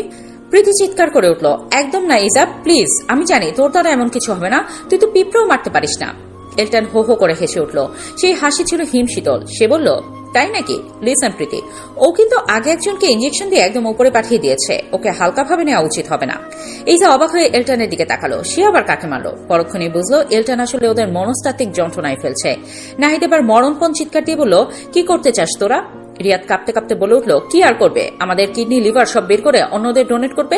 এই দেখ, আমাকে এর আগে একবার অজ্ঞান করে একটা কিডনি নিয়ে নিয়েছিল। রিয়াদ থেকে ইনফরমেশন নিয়ে নাহিদের ড্রাগের ব্যবসা, মেয়ে পাচারের আস্তানা সবই এলটান আর মেহরাব মিলে ধুলোয় মিশিয়ে দিয়েছে। এলটান এবার নাহিদের একদম কাছে গিয়ে দাঁড়ালো। সবটা শুনতে চাই রাহিদ, প্রথম থেকে শেষ পর্যন্ত কার কি ভূমিকা ছিল। কে কার মাথা ছিল সব। প্রীতি তখন যান বাঁচাতে নিজের মাকেই দোষারোপ শুরু করলো। মাই সবকিছুর মূল, মা আগে বলবে। খালা কস্টিপের ভেতর দিয়ে গো গো করে উঠলেন। রিয়াদ প্রীতিকে গালি দিতে শুরু করলো। চুপ কর শয়তান, তোর বেইমানির জন্যই আজ আমাদের এই অবস্থা। শুরু হলো একে অপরকে কাদা ছোড়াছুড়ি, চিৎকার আর চেঁচামেচিতে রুমের বাতাস ভারী হয়ে উঠল। এলটন বিরক্ত হয়ে অপারেশন টেবিলের উপর সজোরে এক চাপড় মারল, ধরাস। মুহূর্তের মধ্যে পুরো ঘর শ্মশানের মতো নিস্তব্ধ হয়ে গেল। সবার নজর এখন এলটনের দিকে। এলটন ধীর পায়ে মেহরাবের হাত থেকে রিভলভারটা নিল। তারপর নাহিদের কপালে নলটা টিকিয়ে খুব শান্ত গলায় বলল, তোদের হাতে 10 মিনিট সময়। একদম সত্যিটা যদি না শুনি তবে সবার লাশই এখান থেকে বের হবে। বলবি তোরা? আমার বোনকে আমি ছোটবেলা থেকেই পছন্দ করি না। বাবা মা সবসময় ওকেই বেশি ভালোবাসত। মা বাবার মৃত্যুর পর জানতে পারি বাবা সব সম্পত্তি ওর নামেই লিখে দিয়েছিল। খালার কথার এই পর্যায়ে এজা বাধা দেয়, চিৎকার করে বলে, সেটা আপনার দোষের জন্যই। আপনি তো আমার মাকে ভুল বুঝে অনেক ক্ষতি করার চেষ্টা করেছিলেন। ইভেন নানার সই নকল করে সব সম্পত্তি নিজের নামে লিখে নিতে চেয়েছিলেন। এইজাকে চিৎকার করতে দেখে এলটন এই পর্যায়ে তাকে শান্ত করে। খালা আবার বলা শুরু করে, তোর মা ছিল নিতান্তই এক বোকা মানুষ। বেচারি ভীষণ সরল ছিল। ভেবেছিলাম ওকে বুঝিয়ে সম্পত্তি সব লিখে নিব, কিন্তু প্রত্যেকবারই তোর বাবা বাধা হয়ে দাঁড়ায়। তাই প্ল্যান করলাম পথের কাটা দুটোকেই সরিয়ে ফেলবো। এইজা অবাক হয়ে এবার তাকায়। তার মানে কি? ওই দিন আমি তোর মাকে ফোন করে বলি আমার জামাই মারা গেছে, তাড়াতাড়ি আসতে। আমি কি করব বুঝতে পারছি না। তোর মা বাবা আমার কথা বিশ্বাস করে। তারা তাড়াতাড়ি আমার কাছে আসার জন্য বের হয়, আর আমি লোক লাগিয়ে তাদের অ্যাক্সিডেন্ট করাই। এই পর্যায়ে এইজা একেবারে স্তব্ধ। যার সাহায্যে এই কাজ করাই সে হলো নাহিদ, প্রীতির হাজবেন্ড। প্রীতি পালিয়ে তাকে বিয়ে করেছিল। ভেবেছিলাম এবার সব সম্পত্তি আমার হবে, কিন্তু তোর মা বাবা করলো কি? তোর নামে আগেই সব সম্পত্তি লিখে দিয়েছিল। বাধ্য হয়ে তোকে নিজের কাছে নিয়ে আসতে হয়। দিন যায় কিন্তু সম্পত্তি নিজের নামে পাওয়া তো দূর, বরং আরো এক্সট্রা একজনের খরচা চালাতে হয়। এমনই একদিন প্রীতি এসে আমাকে একটা প্রস্তাব দেয়, তার হাজবেন্ডের সাথে মিথ্যা বিয়ের নাটক করিয়ে কাবিননামার জায়গায় দলিল দিয়ে সব সম্পত্তি হাতিয়ে নেবে, আর সব আমার হবে। কিন্তু এর মাঝে এলটনের ঝামেলা। যেহেতু তোর খালু এলটনের বাবার আন্ডারে জব করতো, তাই ওকে দেখে আমরা ভয় পেয়ে যাই। তবুও হাল ছাড়েনি। তবে যখন আমাদের 50 লক্ষ টাকা দেবে বলেছিল, ভাবলাম কিছু না পাওয়ার থেকে এটাই অনেক ভালো। কিন্তু কি হলো? সব হারালাম। তুই চলে যেতেই জানতে পারি আমার নিজের মেয়েও আমার সাথে বিশ্বাসঘাতকতা করছিল। সব সম্পত্তি নিজের নামে নেওয়ার প্ল্যান ছিল তার। ইভেন আমাদের যা ছিল তাও নিজের নামে নিয়ে নাহিদের সাথে পালিয়ে যায়, পুরাই নিঃস্ব। কথাটা বলে এবার রেগে মেয়ের দিকে তাকায় এইজার খালা। এবার প্রীতি বলা শুরু করে, কলেজে পড়াকালে নাহিদের সাথে আমার পরিচয়। চেয়ারম্যানের ধনী উশৃঙ্খল ছেলে, আমার পেছন পেছন ঘুরঘুর করত। আমিও তার প্রেমের ফাঁদে পা দিয়ে একসময় তাকে বিয়ে করি। এই পর্যায়ে নাহিদ প্রীতির উপর চেঁচিয়ে ওঠে, প্রেম না, বল অর্থ সম্পত্তি। প্রীতি নাহিদের দিকে কপাল কুঁচকে তাকায়, তারপর আবার বলা শুরু করে, বিয়ের পরে জানতে পারি নাহিদ একটা জঘন্য চরিত্রের ছেলে, ড্রাগ আর মেয়ে বিজনেস করে। কিন্তু আমার তাতে কোনো সমস্যা ছিল? আমার কি? আমার তো শুধু টাকা চাই। আমিও তার সাথে হাত মিলাই। এভাবেই দিন যাচ্ছিল। একদিন তাকে আমি একটা প্রস্তাব দিই, এইজার সাথে মিথ্যে বিয়ের নাটক করে তার সব সম্পত্তি দুইজনের নামে লিখে নেব, আর মা বাবা রিয়াদকে ইউজ করব। কিন্তু সব ভেস্তে যায়। আর এরপরে আমি জানতে পারি নাহিদ আমার সাথে বিশ্বাসঘাতকতা করে। ওর নাকি তোকে খুব পছন্দ হয়েছিল, তাই ওই দিন সে আসল বিয়েরই সব ব্যবস্থা করেছিল। কিন্তু মাঝখান দিয়ে তোর জামাই এসে সব ভেস্তে দেয়। একদম ভালো হয়েছে। নাহিদ রাগে দাঁত কিরমির করে প্রীতির দিকে তাকায়। এবার সে বলা শুরু করে, এই জায়গাকে প্রথম দেখায় আমার ভীষণ ভালো লাগে। এই প্রীতি নামক পেইন জীবনটা একেবারে অতিষ্ঠ করে দিচ্ছিল। তাই যখন শুনতে পারলাম তাদের প্ল্যান, ভাবলাম এটাকেই না হয় কাজে লাগিয়ে এই জায়গাকে নিজের করে নেই। সব ঠিকই ছিল, কিন্তু মাঝে এই এলটন এসে আমাকে মারধর করে। তারপর এইজাকে বিয়ে করে। যে মনে যেভাবেই হোক এইজাকে নিজের করবই। আমার উদ্দেশ্য ততদিনে রিয়াদরা জানতো, তাই পুনরায় রিয়াদদের সাহায্যে এইজাকে নিজের করার চেষ্টা করি। তারাও নিজেদের সম্পত্তি আর বাড়তি টাকা পাওয়ার আশায় আমাকে সাহায্য করে। তাদের সবচেয়ে বড় আনন্দ ছিল প্রীতিও ঠকেছে, কিন্তু মাঝে প্রীতি এসে আবারও সবকিছুতে বাগড়া দেয়। সেও আমাদের নতুন উদ্দেশ্য জেনে যায়। অবশেষে সবাই মিলে সিদ্ধান্ত নেওয়া হয় আমি এইজাকে নিজের করব। প্রীতিকে নিজের সম্পত্তির অর্ধেক লিখে দেব, আর রিয়াদের তাদের নিজস্ব আর এইজার সম্পত্তি। এই নতুন প্ল্যানটাও শেষ হয় এলটনের জন্য। রিয়াদকে কিডন্যাপ করে সব ভেস্তে দেয়। এই পর্যায়ে মেহরাবের মাথা ঘুরতে থাকে। কি পেঁচানো কাহিনী রে ভাই! এত কি সলভ করলো, কিন্তু এমন বিশ্বাসঘাতকতার উপর বিশ্বাসঘাতকতা প্রথম দেখলো। সব শুনে এই যায় স্তব্ধ। এলটন এবার হালকা হেসে বলে, সো গাইস, এত বিশ্বাসঘাতকতার তারপর শুনতে পাই তোমার স্মৃতিশক্তি হারিয়ে গেছে। একজন ডাক্তার হওয়ায় আমার বুঝতে বেশিক্ষণ সময় লাগে না যে তুমি নাটক করছো। তবুও তোমায় বেশি ঘাটলাম না, কারণ তুমি অসুস্থ ছিলে। ভাবলাম তুমি সুস্থ হলে আস্তে আস্তে তোমাকে বোঝাবো। তোমার দায়িত্ব অতি ভরসা করে মামুনি আর পাপার কাছে দেই। এরই মাঝে আমাকে নিউ ইয়র্ক যেতে হয় কাজের জন্য। শত অনিচ্ছা থাকা সত্ত্বেও যেতে হয়েছিল। তবে তোমার খবর প্রতিক্ষণই আমার কাছে আসতো। ইউ হ্যাভ নো আইডিয়া এই 2 বছর আমি ঠিক কিভাবে কাটিয়েছি। এলটনের চোখ ছলছল করছে। এইজার চোখ থেকে পানি গড়িয়ে পড়ার আগেই এলটন তার হাত দিয়ে অতি যত্নে মুছে দিয়ে বলে, যে বাচ্চারা তোমাকে এত কষ্ট দিল, আমি এলটন হাসান কথা দিচ্ছি তাদের আমি ছাড়বো না। এলটনের কণ্ঠ মুহূর্তেই গম্ভীর হয়ে যায়। আশেপাশে সবার চোখে ছলছল করছে। ছাদের উপর যখন আবেগ আর ভালোবাসার এক মহাকাব্য রচিত হচ্ছে, তখন এই মুহূর্তটা পুরোপুরি মিস করে গেল দুর্ভাগা রুদ্র। ঠিক যখন এইজা তার জীবনের রহস্যময় পর্দাগুলো একে একে সরাচ্ছিল, ঠিক তখনই রুদ্রর পেটের ভিতর বিশ্বযুদ্ধ শুরু হয়ে গেল। ওয়াশরুমের প্রেশারটা এমন সময় এলো যে সে যাবে কি যাবে না এই দোটানায় পড়ে তার অবস্থা কাহিল। একদিকে এলটন ভাইয়ের জীবনে সবথেকে বড় সিক্রেট জানার তীব্র কৌতূহল, আর অন্যদিকে প্রকৃতির ডাক। শেষমেশ বাধ্য হয়ে সে এক বুদ্ধি খাটালো। পকেট থেকে ফোন বের করে অতি দ্রুত রেকর্ডিং অন করে সোফার এক কোণে গুছিয়ে দিল। এরপর সে বাতাসের বেগে ওয়াশরুমের দিকে দৌড় দিল। মিনিট 15 পর রুদ্র যখন ছাদে ফিরে হলো, তখন দৃশ্যপট সম্পূর্ণ বদলে গেছে। সে দেখলো চারপাশটা নিস্তব্ধ। এলটন ভাই আর এইজা ভাবি একে অপরের খুব কাছাকাছি বসে আছে। সবার চোখে পানি, সবাই যেন এক গভীর শোক আর মমতার সাগরে ডুবে আছে। রুদ্র থতমত খেয়ে গেল। সে তো কিছুই শুনেনি। এখন কি নিয়ে ইমোশনাল হবে সে? কার উপর রাগ করবে আর কাকে সান্ত্বনা দেবে? না, এখন ইমোশনাল হতেই হবে। ডাইহার্ট অ্যাক্টিং না করলে ইজ্জত থাকবে না, নিজেকে নিজে বিড়বিড় করে বলল সে। তৎক্ষণাৎ রুদ্র আশেপাশে পানি খুঁজতে লাগলো। কোণে রাখা একটা পানির গ্লাস পেয়ে তাতে আঙুল ডুবিয়ে চোখের নিচে ঘষে নিল। চোখের কোল ভেজা দেখে মনে হচ্ছে সে যেন এইমাত্র এক বালতি কেটেছে। এরপর ফোসফোস করতে করতে মেহরাবের পাশে গিয়ে ধপ করে বসে পড়ল। ওরে মেহরাব ভাই রে, দুনিয়াটা এত নিষ্ঠুর কেন? ভাবির উপর এত জুলুম হয়েছে আর আমি কিছুই করতে পারলাম না। আমার কলেজাটা ফেটে যাচ্ছে ভাই। বলে সে মেহরাবের কাঁধে মাথা রেখে মেয়েকে কান্নার সুর তুলল। মেহরাব বেচারা তো এমনিতেই ইমোশনাল হয়েছিল। রুদ্রের এই জ্যান্ত অভিনয় দেখে সে ভাবল রুদ্র বোধ হয় সত্যিই খুব কষ্ট পেয়েছে। সে রুদ্রের পিঠ চাপড়ে দিয়ে ধরা গলায় বলল, শান্ত হ রুদ্র, শান্ত হ, সব ঠিক হয়ে গেছে। ভাবি এখন আমাদের কাছে নিরাপদ। ভিলার বিষণ্ণ আবহাওয়াটা মুহূর্তেই বদলে গেল। সে দুহাতে চোখের পানি মুছে অনেকটা অধিকারের সুরে বলল, হয়েছে, অনেক ইমোশনাল হওয়া হয়েছে। কাল কি হবে সেটা কাল দেখা যাবে। এখন আমরা এই সুন্দর মুহূর্তটা হাসি মজা আর আড্ডায় কাটাবো। সবাই নিচে চলো, সেলিব্রেশন এখনো বাকি। সারার কথায় সবাই হেসে উঠল এবং ধীর পায়ে নিচে নামতে শুরু করলো। সিঁড়ির মুখে এলটন একটু পিছিয়ে পড়লো। সে গলা পরিষ্কার করে এইজার একদম গা ঘেসে দাঁড়ালো। তারপর মুখটা একটু কাচুমুচু করে ভীষণ ঢং করে ফিসফিসিয়ে বলল, সব তো মিটে গেল। তা ম্যাডাম, এবার কি এই অভাগা ডাক্তারকে একটু ভালোবাসা যায়, নাকি এখনই সে অসভ্য তকমাটাই বজায় থাকবে? এটা নিয়ে বিড়াল ছানার মতো চাহনি আর আদি খেতে রেখে এইজার পেটের ভেতর হাসির গোলা পাকিয়ে এলো। কিন্তু সে এত সহজে ধরা দেবে না। সে মুখটা কৃত্রিম গাম্ভীর্যে ভরিয়ে বলল, আপনি আমার সাথে যা করেছেন তার জন্য আপনাকে আমি এমনি এমনি ছেড়ে দেবো ভেবেছেন? কখনো না। এইজার এই কঠিন রূপ দেখে এলটন এবার বীরত্বের ভাব ধরল। ভাব ধরেই বলল, হ্যাঁ, তোমাকে কি আমি ভয় পাই নাকি? আমি এলটন হেসান, বড় বড় সার্জারি করি। কথাটার সাথে সাথে সে এইজাকে খেপানোর জন্য তার উপর পাঞ্চ করার একটা ভঙ্গি করলো, যেন সে মস্ত বড় এক বক্সার। এটা নেড়ে হঠাৎ ছেলে মানুষের আচরণে এইজা একের সাথে অবাক আর বিরক্ত হলো। সে ধুর বলে বিরক্তিতে মাছি দাঁড়ানোর মতো হাত নাড়ল। এইজা তো সামান্য হাত নাড়িয়েছিল, কিন্তু এলটন এমন ভাব করলো যেন মস্ত বড় কোনো আঘাত আসছে। সে নিজেকে বাঁচা দিকে এক ঝটকায় পিছিয়ে গেল এবং সোজা গিয়ে পেছনের দেয়ালের সাথে মাথায় মৃদু বাড়ি খেল। ঠক। মুহূর্তের স্তব্ধতা। এলটন মাথা ডলতে ডলতে বোকার মতো তাকিয়ে রইল। আর এইজা তার এই দশা দেখে আর নিজেকে ধরে রাখতে পারল না। এতক্ষণ ধরে রাখা সব গাম্ভীর্য ধুলোয় মিশিয়ে সে অট্টহাসিতে ফেটে পড়ল। সেই হাসির শব্দে নিচ থেকে সবাই কৌতূহলী হয়ে উপরের দিকে তাকালো। এলটন দেখলো মান সম্মান সব লিকুইড হয়ে গড়িয়ে পড়ছে। সে দ্রুত এইজার মুখটা হাত দিয়ে চেপে ধরল এবং এক প্রকার টেনে হিঁচড়েই তাকে নিচে নামিয়ে দিয়ে যেতে লাগলো। বিড়বিড় করে বলল, চুপ, একদম চুপ, আমার ইজ্জতের ফালুদা বানিও না প্লিজ। বাকিরাও তাদের এই খুনসুটি দেখে হাসতে হাসতে নিচে চলে গেল। সবাই চলে যাওয়ার পর ছাদটা একদম ফাঁকা হয়ে গেল। রুদ্র এতক্ষণ এক কোণে ঘাপটি মেরে বসেছিল। সে কাঁপা কাঁপা হাতে সোফার নিচ থেকে তার ফোনটা বের করলো। উত্তেজনায় তার বুক ধকপক করছে। এই মহা ইতিহাস এখন তার মুঠোয়। কিন্তু ফোনের লক খুলেই তার অক্কা পাওয়ার দশা হলো। স্ক্রিনে লেখা স্টোরেজ ফুল, রেকর্ডিং ফেল্ড। রুদ্র মনে হলো তার মাথায় যেন আস্ত একটা পাহাড় ভেঙে পড়েছে। সে রাগে দুঃখে আর অভিমানে মেঝের উপর ধপ করে বসে পড়ে আকাশ কাঁপিয়ে চিৎকার দিয়ে উঠল, আমার ভাগ্যটাই খারাপ। ওরে নিষ্ঠুর দুনিয়া, তোর আমাকে একটু শান্তি দিলি না। রাত তখন একেবারে নিস্তব্ধ। এহসান ভিলার বিশাল অট্টালিকাটি রূপালী জোছনা চাদরে ঢাকা পড়েছে। বাড়ির সবাই তখন গভীর ঘুমে মগ্ন। কিন্তু এই নিঝুমটা তো দুই জোড়া চোখে ঘুমের লেশ মাত্র নেই। পাটি পেটিপে সিঁড়ি বেয়ে নিচে নামলো এইজা আর এলটন। গেটের কাছে এসে এইজা থমকে দাঁড়ালো। চারদিকে শুনশান নীরবতা দেখে তার মনে কিছুটা ভয় দানা বাঁধল। সে ফিসফিস করে জিজ্ঞেস করলো, আমরা কিসে করে যাব বলুন তো? এই মাঝরাতে গাড়ি বের করা ঠিক হবে? সবাই তো জেগে যাবে। কথাটা বলে উত্তরের আশায় পাশে তাকাতেই এইজার বুকটা ধক করে উঠল। পাশে কেউ নেই। এলটন যেন এক নিমিষে কোথায় হাওয়ায় মিলিয়ে গেছে। কোথায় আপনি? এইজা ভয়ার্ত চোখে এদিক ওদিক তাকাতে লাগলো। হঠাৎ গ্যারেজের পাশ থেকে একটি ভারী ইঞ্জিনের গর্জন ভেসে এলো। সেই শব্দের সাথে সাথেই অন্ধকারের বুক চিরে তীব্র একজোড়া হেডলাইটের আলো এইজার চোখে এসে পড়ল। আলোর উৎসটার দিকে তাকাতেই এইজা দেখলো কালো রঙের একটা বাইকে বসে আছে এলটন। পরনে তার কালো লেদার জ্যাকেট, চোখের দৃষ্টিতে এক বৌন মাদকতা। এলটন এইজার অবস্থা দেখে ঠোঁটের কোণে একচিতে হাসি ফুটিয়ে বাইক থেকে নেমে এলো। ধীর পায়ে তার দিকে এগোতে লাগলো সে। কিন্তু এইজা এলটনের সেই মায়াবী চাহনিকে পাত্তা দেওয়ার সময় পেল না। বাইকটা দেখা মাত্রই তার সব ভয় উড়ে গিয়ে সেখানে জায়গা করে নিল বিশাল উত্তেজনা। সে এলটনকে পাশ কাটিয়ে প্রায় দৌড়ে বাইকটার কাছে চলে গেল। চকচকে বডিটার উপর হাত বলে এইজা উত্তেজনায় কাঁপা কাঁপা গলায় বলে উঠল, আমরা বাইকে করে যাব? আপনি সিরিয়াস? এলটন এইজার বাচ্চার মতো এক্সাইটমেন্ট দেখে মনে মনে হাসলো। এইজা দুই হাত প্রসারিত করে আকাশের দিকে তাকিয়ে উল্লাসে বলল, ইউ হ্যাভ নো আইডিয়া আমি বাইক রাইডিং ঠিক কতটা পছন্দ করি। আপনি আমার সব থেকে প্রিয় ইচ্ছেটা আজ পূরণ করছেন। এইজার এই বাঘ ভাঙা খুশি দেখে এলটনের ভেতরটা এক অজানা সুখে ভরে গেল। সে আর দেরি করল না। দৌড়ে গিয়ে নিমেষের মধ্যে এইজাকে জড়িয়ে ধরে কোলে তুলে নিল। এইজা অপ্রস্তুত হয়ে এলটনের গলা শক্ত করে জড়িয়ে ধরল। আরে কি করছেন, নামান আমাকে। এইজা লজ্জায় চেঁচিয়ে উঠল। এলটন এইজার কানের কাছে মুখ নিয়ে ফিসফিসিয়ে বলল, পাগলামি তো সবে শুরু ড্রামা কুইন। আজ পুরো শহর আমরা বাইকে করে ঘুরবো, যেখানে কেউ আমাদের বিরক্ত করা থাকবে না।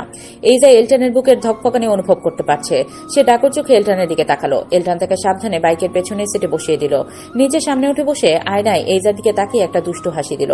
শক্ত করে ধরো আমাকে, এবার কিন্তু বাইক উঠবে। এলটনের কথা শেষ হওয়ার আগেই বাইকটা তীরের মতো ছুটে চলল। এইজা ভয়ে আর শিহরণে এলটনের কোমরটা শক্ত করে জাপটে ধরল। রাতের হিমেল হওয়া তার চুলগুলো উড়িয়ে নিয়ে যাচ্ছে পেছনে। এলটন মিররে এইজার দিকে তাকিয়ে হালকা হেসে মনে মনে বলে, তোমার সবটুকু বিষাদ জমা হোক আমারই এই খামে, তোমার হাসির সবটুকু আবদার না হয়ে লেখা থাক আমারই নামে। এইজা এবার এলটনকে আরো জড়িয়ে ধরে কাঁধে মাথা রাখে। বাইকটি যখন শহরের কোলাহল ছাড়িয়ে এক শান্ত নিস্তব্ধ লোকের সামনে গিয়ে থামলো, তখন চারপাশটা যেন রূপকথার কোনো রাজ্যের মতো দেখাচ্ছিল। আকাশ থেকে রূপালী জোছনা লেকের পানিতে পড়ে চিকচিক করছে। এইজা বাইক থেকে নেমে বিস্ময়ে পড়ে চারপাশে দেখতে লাগলো। রাতের এই মাদকতা যে এত তীব্র হতে পারে তা সে আগে কখনো অনুভব করেনি। এলটন বাইকের স্টপ তুলে এইজার সামনে এসে দাঁড়ালো। তার চোখে তখন এক গভীর রহস্য। এলটন খুব কোমল স্বরে বলল, তুমি একটু এখানে দাঁড়াও, আমি এখনই আসছি। এত রাতে এই নির্জন জায়গায় একা থাকতে এইজার ভেতরটা একটু কেঁপে উঠল। সে এলটনের শার্টের হাতা খপ করে ধরে ভীত গলায় জিজ্ঞেস করলো, কোথায় যাবেন আপনি? আমাকে একা রেখে যাবেন না প্লিজ। এলটন মৃদু হাসলো। সে আলতো করে এইজার গাল দুটো নিজের দুই হাতে তালুতে নিয়ে একটু আদর করে দিল। তার উষ্ণ হাতের স্পর্শে এইজা একটু শান্ত হলো। এলটন ফিসফিস করে বলল, জন্টরি, আমি ঠিক 2 মিনিটেই আসছি, তোমার জন্য একটা সারপ্রাইজ আছে। এলটন একটু দূরে যেতে এইজা লেকের ধারে শীতল হাওয়া আর চারপাশের বন গন্ধটা উপভোগ করতে লাগলো। হঠাৎ পায়ের শব্দে সে পেছনে ফিরতেই তার চোখের মনে স্থির হয়ে গেল। এলটন ধীর পায়ে এগিয়ে এসে এইজার সামনে এক হাঁটু গেড়ে বসে পড়ল। তার হাতে তখন এক গুচ্ছ শুভ্র রজনীগন্ধা আর লাল গোলাপের তোড়া। ফুলের সুবাস রাতের বাতাসকে আরো মায়াবী করে তুলেছে। এইজা প্রথমে অবাক হয়ে স্তম্ভিত হয়ে গেল। তারপর তার ঠোঁটের কোণে ফুটে উঠল এক আকাশ সমান হাসি। সে পরম আবেশে ফুলগুলো নিজের হাতে নিল। এইজার সেই স্নিগ্ধ হাসি দেখে এলটনের ঠোঁটের কোনো এক অদ্ভুত তৃপ্তির ছোঁয়া দেখা দিল। এলটন এবার উঠে দাঁড়ালো। তার অন্য হাতে ছিল ফুলের এক সুন্দর মালা। সে খুব যত্ন করে এইজার মাথায় সেই মালাটা পরিয়ে দিল। এইজা আবেশে চোখ বন্ধ করে নিল। এলটন এবার নিজের তর্জনী দিয়ে আলতো করে এইজার গাল ছুঁয়ে হাতটা স্লাইড করে নিচে নামিয়ে আনলো। তাদের দুজনের গাড়ি তখন লজ্জায় আর উত্তেজনায় লাল হয়ে উঠেছে। এলটন বাইকের গায়ে হেলা দিয়ে দাঁড়ালো। তার পাশেই এইজা। এলটন খুব সন্তর্পণে নিজের হাতটা বাড়িয়ে এইজার হাতের কাছে নিল। একসময় আঙুলের ফাঁকে আঙুল গুলিয়ে সে এইজার হাতটা শক্ত করে জড়িয়ে ধরল। চলো একটু সামনে যাই। এলটনের কথা এইজা মাথা নেড়ে সায় দিল। দুজন হাত ধরে লেকের পার ঘেঁষে হাঁটতে শুরু করলো। নিস্তব্ধ রাত কেবল তাদের পায়ের শব্দ আর নিঃশ্বাসের শব্দ শুনছিল। হঠাৎ এলটন গুনগুন করে গান গাইতে শুরু করলো। বরাবরই এলটনের ভরাট কণ্ঠ এইজার খুব প্রিয়। গানের প্রতিটা কথা যেন এলটনের হৃদয়ের গভীরে লুকিয়ে থাকা অনুভূতিগুলোকে টেনে বের করে আনছিল। এই যে অপলক দৃষ্টিতে এলটনের দিকে তাকিয়ে রইল। চাঁদের আরো এলটনের মুখে পড়ে তাকে আজ অদ্ভুত মায়াবী দেখাচ্ছে। এলটন আরো আবেগ দিয়ে গাইল। তারা হাঁটতে হাঁটতে এক বিশাল ফুল গাছের নিচে এসে দাঁড়ালো। বাতাসে গাছের লাল ফুলগুলো ঝরার অপেক্ষায় ছিল। এলটন হঠাৎ দুষ্টুমি করে গাছটার ডাল ধরে জোরে একটা নাড়া দিল। মুহূর্তেই লাল লাল অজস্র ফুল বরফকুচির মতো এইজার মাথায় আর পোশাকে ঝরে পড়তে লাগলো। এইজা হেসেই অস্থির। এলটনের কণ্ঠ এবার আরো জোরালো এবং আবেগপূর্ণ হলো। গানটা শেষ করার আগেই এলটন ঝড়ের বেগে এসে এইজাকে পাচাখোলা করে কোলে তুলে নিল। এইজা চমকে গিয়ে এলটনের ঘাড় আঁকড়ে ধরল। এলটন এইজাকে কোলে নিয়ে লেকের ধারের খোলা ঘাসে ঘুরতে লাগলো। তার কণ্ঠে তখন পরম পাওয়ার সুখ।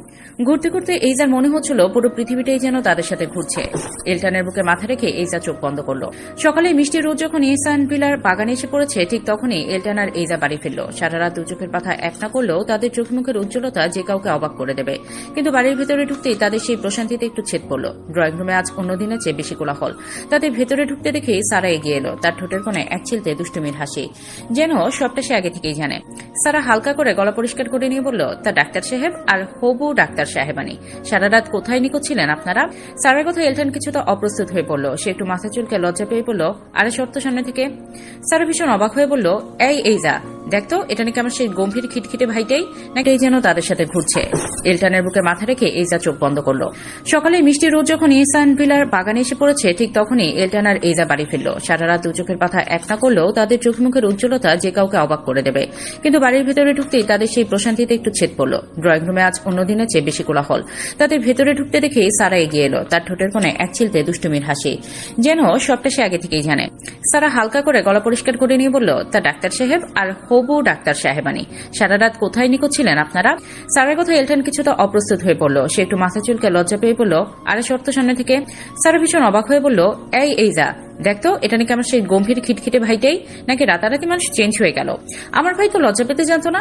সারার কথা শুনে এইজা মুচকে এসে ভেতরের দিকে পা বাড়ালো। কিন্তু ভেতরে ঢোকা মাত্রই রুদ্র ঝড়ের বেগে এলটনের সামনে হাজির হলো। রুদ্রর এক হাতে একটা আপেল। সে উত্তেজনায় কাঁপতে কাঁপতে বলল, ভাইয়া বিশাল ব্রেকিং নিউজ, হাসান ভাইয়ের বিয়ে। আমাদের পুরো স্কোয়াড নিয়ে কাল গ্রাম চলে যাচ্ছি আমরা। এলটান অবাক হয়ে ড্রয়িং রুমের সোফায় বসে মায়ের দিকে তাকালো। মা হাসি মুখে বললেন, হ্যাঁ এলটান, তোর খালা আজ খুব সকালে ফোন করেছিলেন, হাসানের বিয়ে ঠিক হয়েছে, গ্রামেই অনুষ্ঠান হবে, অনেকদিন যাওয়া হয় না, তাই ভাবছি সবাই মিলে কালই রওনা দেব। এই যে কিছুটা বিভ্রান্ত হয়ে জিজ্ঞাসা চোখে সারার দিকে তাকাতে সারা হেসে বুঝিয়ে দিল, হাসান ভাই হচ্ছে আমাদের মধ্যে সব থেকে সিনিয়র পাবলিক, আমার খালাতো ভাই, এলটান ভাইয়ার চেয়েও 2 বছরের বড়, খুব মজার মানুষ উনি। বিয়ে আর গ্রামের নাম শুনে এইজার মনের গুমট ভাবটা যেন অনেকটা কেটে গেল। সারা আবার যোগ করলো, শোনো এইজা, শোন এইজা, তুই রিয়াকে বলিস আমাদের সাথে যেতে, বেচারি এমনিতেই কয়েকদিন বোর হয়েছে।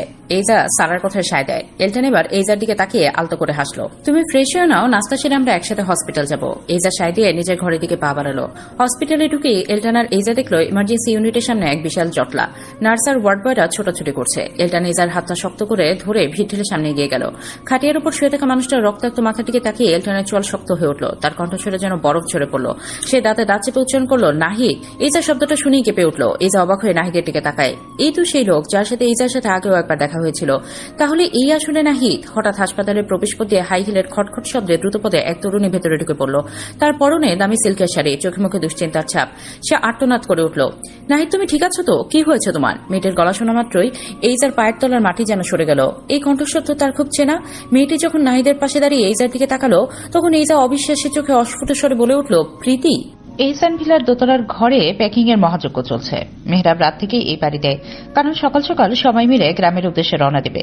সে খুব পরিপাটি মানুষ, নিজের সব জামাকাপড় গুছিয়ে ব্যাগে ভরে রেখেছিল, কিন্তু ব্যাগের চেইন খুলতেই তার চোখ চড়ক গাছ।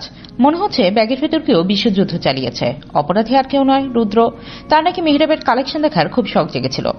মেহরাব বিড়বিড় করে রুদ্র 14 গোষ্ঠী উদ্ধার করতে করতে কাপড়গুলো আবার ভাঁজ করছিল। হঠাৎ সে থমকে গেল। নিজের পছন্দের একটা দামি কালো গ্যাবার্ডিন প্যান্ট সে কোথাও খুঁজে পাচ্ছে না। এলটান, আমার কালো প্যান্টটা দেখেছিস? ব্যাগে ছিল, এখন হাওয়া। মেহরাব অস্থির হয়ে জিজ্ঞেস করলো। এলটান পাশের আলমারি থেকে নিজের শার্ট বের করতে করতে নির্লিপ্ত গলায় বলল, না, আশেপাশে দেখ। মেহরাব খাটের নিচে আলমারির উপরে তন্ন তন্ন করে খুঁজলো, কিন্তু প্যান্ট উধাও। ঠিক তখনই দরজার সামনে দিয়ে রুদ্রকে মনওয়াক স্টাইলে হেঁটে যেতে দেখা গেল। রুদ্রের পরনে একটা ঢোলা হুডি আর নিচে সেই নিখোঁজ হওয়া কালো প্যান্ট। মেয়েরা এক লাফে দরজায় গিয়ে রুদ্রর কলার চেপে ধরল। ওই শয়তান, আমার প্যান্ট তোর গায়ে কেন? রুদ্র বিন্দুমাত্র লজ্জিত না হয়ে চোখে সানগ্লাসটা ঠিক করে বলল, yo bro, actually I like your pant a lot. কালারটা খুব ডোপ না? ইয়ো, তোর ইয়োর গোষ্ঠী কেলাই। মেয়েরা রাগে ফুসতে ফুসতে বলল, এখনই আমার প্যান্ট খুলবি নাকি আমি টেনে খুলবো? তাদের চেঁচামেচিতে এলটান ঘর থেকে বেরিয়ে এলো। ভ্রুকুচকে জিজ্ঞেস করলো, এখন আবার কি হলো? এই ফাজিলটা আমার প্যান্ট চুরি করে পড়েছে, এখন ইয়ো করছে। মেহরাব বিচার দিল। এলটান রুদ্রর আপাতমস্তক একবার দেখলো, তারপর খুব শান্ত গলায় মেহরাবকে বলল, মেহরাব, তর্ক করে লাভ নেই, তুই ওর হাত ধরে ওকে ফ্লোরে শোয়া, আমি প্যান্টটা খুলে নিচ্ছি। এলটানের গলার ঠান্ডা স্বর শুনে রুদ্র হৃৎপিণ্ড গলার কাছে চলে এলো। সে 2 হাত দিয়ে নিজের কোমর চ্যাপটে ধরে আর্তনাদ করে উঠল, না, খবরদার, এটা মানবাধিকার লঙ্ঘন। জাস্ট একটা প্যান্টের জন্য তোমরা আমার ইজ্জত নিয়ে টানাটানি করবে? এলটানের নির্দেশে মেহরাব দেরি না করে রুদ্রকে খপ করে ধরে মেঝেতে শুয়ে ফেল। এলটানকে প্যান্টের পায়ের দিকটা ধরে টান মারল। রুদ্র মেঝেতে শুয়ে ছটফট করতে করতে চিৎকার শুরু করলো, ছেড়ে দে শয়তানরা, তোর আমার প্যান্ট পাবি কিন্তু আমাকে পাবি না। আমি শহীদ হবো, তবু প্যান্ট দেবো না। মেহরাব দাঁত কিটমিট করে বলল, ভাই, আমাদের প্যান্টটাই দরকার, তোকে না। তুই শহীদ হ বা যাই হোক, প্যান্টটা আগে দে। এক হ্যাচকাটানে প্যান্টটা খুলে আনলো এলটান, কিন্তু প্যান্ট খুলতেই দেখা গেল রুদ্র ভেতরে অলরেডি একটা নীল রঙের প্যান্ট পরে আছে। এলটান প্যান্টটা মেহরাবের দিকে ছুড়ে দিয়ে রুদ্রের দিকে তাকালো, ভেতরে তো আর একটা প্যান্ট আছে, তাহলে এতক্ষণ ইজ্জতের নাটক কেন করলে? রুদ্র মেঝে থেকে উঠে ধুলো ঝাড়তে ঝাড়তে ঠোঁট উল্টে কোন সুরে বলল, প্যান্টটা পরে নিজেকে খুব হিরো হিরো লাগছিল, একটু ভাব নিচ্ছিলাম আর কি। এলটান রুদ্রর কানের কাছে মুখ নিয়ে একটু কড়া গলায় বলল, হপ, শুধু অন্যের জিনিস নিয়ে টানাটানি। এলটানের কথাটা শুনে রুদ্র হঠাৎ চমকে উঠল। তার মনে হলো এলটানকে অন্য কিছু মিন করলো। এইজার ব্যাপারটা কি এলটান ধরে ফেলেছে? রুদ্র ঢোক গেলে আমতা আমতা করে বলল, ভাই বিশ্বাস করো, আর কোনো কিছু নিয়ে টানাটানি করবো না, প্রমিস। কথাটা বলে রুদ্র এক দৌড়ে সিঁড়ি দিয়ে নিচে নেমে গেল, যেন 1 সেকেন্ড এখানে থাকলে এলটান তার মনের কথা পড়ে ফেলবে। মেহরাব নিচের প্যান্টটা ঝাড়তে ঝাড়তে অবাক হয়ে পড়ল, এর মাঝে মাঝে কি হয় বলতো, হুটহাট এমন পাগলামি কেন করে? এলটান একটা দীর্ঘশ্বাস ফেলে মেহরাবের কাঁধে হাত রাখলো। বাদ দে তো এই ছাগলের কথা, ওর মাথায় তার দুটো কম আছে। এই যে রুমের অবস্থা এখন কোনো ছোটখাটো ঘূর্ণিঝড় পরবর্তী ধ্বংসস্তূপের চেয়ে কম নয়। বিছানার উপর পাহাড় সমান কাপড়, আর এই দেশ এই পাহাড়ের মাঝখানে বসে যুদ্ধংদেহী ভঙ্গিতে সেগুলো লাগেজে ঢুকানোর চেষ্টা করছে। ভাঁজ করার বালাই নেই, কেবল 2 হাতে কাপড়গুলো দলা পাকিয়ে সচরে লাগেজের ভেতর পুশ করছে। ঠিক সেই মুহূর্তে এলটান রুমে ঢুকলো। দরজায় হেলান দিয়ে দাঁড়িয়ে দৃশ্যটা দেখে সে কয়েক সেকেন্ড থমকে রইল। তারপর কপাল কুঁচকে জিজ্ঞেস করলো, কি হচ্ছে এখানে ড্রামা কুইন? লাগেজের ভিতর কি কুস্তি লড়ছো? হঠাৎ এলটানকে দেখে এটা একটু অপ্রস্তুত হলো বটে, কিন্তু দমে গেল না। কপালে জমে থাকা ঘাম হাত দিয়ে মুছে সে বলল, আপনি এখানে কোনো দরকার ছিল? এলটান ধীর পায়ে এগিয়ে এসে বিছানার এক কোণে বসলো। স্তূপ করা কাপড়ের দিকে তাকিয়ে মাথা নেড়ে বলল, কি ওইভাবে জামা কাপড় গোছায়? তা আমার আগে জানা ছিল না। এই স্যার ঠোঁট উল্টে নিজের ক্রিয়েটিভিটির ডিফেন্স নিতে গিয়ে হালকা হেসে বলল, এটা ক্রিয়েটিভিটি স্যার, এক একজনের প্যাকিং স্টাইল এক এক রকম। আপনার ওই গতানুগতিক পদ্ধতিতে কাপড় গোছানোর লোক আমি নই, আপনি বুঝবেন না। এলটন এবার একটা দীর্ঘশ্বাস ছেড়ে এই স্যার হাত থেকে একটা দলা পাকানো কামিজ কেড়ে নিল। থাক, আপনাকে আর ক্রিয়েটিভিটি দেখাতে হবে না, আপনি গিয়ে ওদিকে বসুন, নাইলে আপনার এই লাগেজের চেইন তো দূরে থাক, কাপড়গুলো শেষ পর্যন্ত আস্ত থাকবে কিনা সন্দেহ আছে। এলটন একে একে কাপড়গুলো ঝেড়ে অত্যন্ত নিপুণভাবে ভাঁজ করতে শুরু করলো। এলটন যখন অতি যত্নে জামাগুলো লাগেজে গুছিয়ে রাখছিল, এইজা তখন মন্ত্রমুগ্ধ হয়ে তার দিকে তাকিয়ে রইল। মানুষটা বাইরে যতটা কঠোর, ভেতরটা যেন ঠিক ততটাই গুছানো আর মায়াবী। নিস্তব্ধতা ভাঙার জন্য এইজা খুব নিচু স্বরে প্রশ্ন করল, আচ্ছা আপনার কি মনে হয় প্রীতি আর নাহির হসপিটালে যা বললো তা সত্যি? এলটন হাত থামালো না, কাজ করতে করতে খুব শান্ত গলায় পাল্টা প্রশ্ন করলো, তোমার কি মনে হয়? এই যে একটু সময় নিয়ে মাথা নেড়ে বলল, না, মন বলছে সবটাই কোনো নাটক। লাগেজের শেষ চেইনটা টেনে বন্ধ করে এলটন এবার উঠে দাঁড়ালো। এইজার একদম মুখোমুখি এসে দাঁড়াতে এইজার হৃদয় স্পন্দন যেন এক মুহূর্তের জন্য থেমে গেল। এলটন হঠাৎ হাত বাড়িয়ে এইজার নরম গালটা আলতো করে টেনে ধরল। চোখে তার গভীর আস্থা আর মুখে সেই পরিচিত দুষ্টু হাসি। সে খুব কোমল স্বরে বলল, এটা নিয়ে তোমাকে এত ভাবতে হবে না ড্রামা কুইন। দুনিয়ায় কে কি বললো, কে কি করলো সেটা দেখার জন্য আমি আছি, তুমি জাস্ট আমাকে নিয়ে ভাবো, সেটাই তোমার ফুল টাইম জব। এলটনের স্পর্শে এইজার গাল দুটো মুহূর্তেই লাল হয়ে উঠল। এলটন পকেট থেকে আরেক হাত বের করে এইজার কপালে ঝুলে থাকা কয়েকটা অবাধ্য চুল সরিয়ে দিয়ে রুম থেকে বেরিয়ে গেল। ভোরের মিষ্টি রোদে এহসান ভিলার সামনে এখন সরগরম। দুই গাড়িতে মালপত্র তোলা শেষ। সারা, এজার মেহরাব অলরেডি গাড়িতে সিট দখল করে বসে আছে। বাড়ির বড়রা আগেই চলে গেছে। মেহরাব বারবার ঘড়ি দেখছে আর রুদ্র অস্থির হয়ে পায়চারি করছে। তার বিরক্তির কারণ একটাই, রিয়া এখন আসেনি। রুদ্র দাঁত কিরমির করে আকাশ পাতাল এক করে চিৎকার করে বলল, উফ, ওকে না নিলেই তো হয়, আমি আর অপেক্ষা করতে পারবো না, ওকে ছাড়াই স্টার্ট দাও। এলটন গাড়ির দরজায় হেলান দিয়ে দাঁড়িয়েছিল। রুদ্রের এই বেশি বেশি বিরক্তি দেখে তার মনে খটকা লাগলো। সেই সরু চোখে রুদ্রের দিকে তাকিয়ে ঠান্ডা গলায় জিজ্ঞেস করলো, তুই না রিয়াকে পছন্দ করিস, তবে ওকে ছেড়ে যাওয়ার কথা বলছিস? এলটনের সেই সন্দেহ করা গোয়েন্দা চাহনি দেখে রুদ্রের হার্টবিট মিস হওয়ার দশা। সে বুঝতে পারলো বিরক্তি দেখা দিকে নিজের আসল অনুভূতি সে প্রায় ফাঁস করে দিচ্ছিল। আমতা আমতা করে সে বলল, আরে ভাইয়া, কি যে বলো, আমার প্রিয়া থুরি, আমার রিয়াকে ছাড়া কি আমি এক কদম যেতে পারি? আমি তো জাস্ট বলছিলাম তোমরা আগে চলে যাও, আমি আমার রিয়াকে নিয়ে পরে রিল্যাক্সে আসছি। তোমাদের সাথে ভিড়ের মধ্যে আমার প্রিয়া কষ্ট পাক, সেটা কি আমি সইতে পারি? রুদ্রের এই ত্যাগের মহিমা দেখে সারা জানালার পাশ থেকে মাথা বের করে উৎসাহিত হয়ে বলল, আসলেই তো ভাইয়া, রুদ্র ভাই রিয়াকে নিয়ে আসুক, আমরা বরং বেরিয়ে পড়ি, অনর্থক দেরি করে লাভ নেই। মেহরাব আর এইজাও হেসে সায় দিল। রুটো মনে মনে নিজের কপাল চাপড়ালো আর সারাকে উদ্দেশ্য করে বিড়বিড় করলো, শয়তান পেতনি, তোকে মেহরাব ভাই এমনি এমনি পেতনি বলে না, জীবনে এত সিরিয়াস কথা বললাম সেগুলোর পাত্তা দিলি না, আর এই ফালতু কথাটা একবারে বিশ্বাস করে নিলি। এলটন এবার গাড়িতে উঠে পড়লো। এলটনের স্টার্ট দেওয়ার ঠিক আগ মুহূর্তে রিয়া হন্ততন্ত হয়ে ব্যাগ কাঁধে নিয়ে এলো। তাকে দেখি সারা হাত নেড়ে বলল, রিয়া, তুই আর রুটো ভাই ওই গাড়িতে করে আয়, আমরা বেরিয়ে গেলাম। রিয়া মুহূর্তেই রাগে রূপ নিল। সে প্রায় চিৎকার করে উঠল, অসম্ভব, আমি আনকালচার লোকটার সাথে কোনো মতেই যাব না, এই লোকটার জন্য ওই দিন আমার কোমরটা। রিয়া আসল ঘটনা ফাঁস করতে যাচ্ছিল দেখে রুদ্রর আত্মা খাঁচাছাড়া হওয়ার অবস্থা। সে একলাফে গিয়ে রিয়ার হাতটা খপ করে ধরে নিচের দিকে টেনে আনলো। এলটনের দিকে তাকে একটা মেঘে হাসি দিয়ে বলল, আচ্ছা সো গাইস, তোমরা সাবধানে যাও, আমরা পেছনেই আসি, নো টেনশন, ডু ফুর্তি। এলটন একবার রুদ্রর হাত আর রিয়ার রাগী মুখের দিকে তাকিয়ে মৃদু হেসে গাড়ি ছেড়ে দিল। এলটনদের গাড়ি চোখের আড়াল হতেই শুরু হলো আসল দাঙ্গা। রিয়া তার হাত ছাড়ানোর জন্য রুদ্রর বুকে এক ধাক্কা দিল, কিন্তু রুদ্র তাকে ছাড়ল না। রিয়ার মেজাজ তখন তুঙ্গে। সে হৃদয়ের জ্ঞান হারিয়ে রুদ্রর হাতে বসিয়ে দিল এক মোক্ষম কামড়।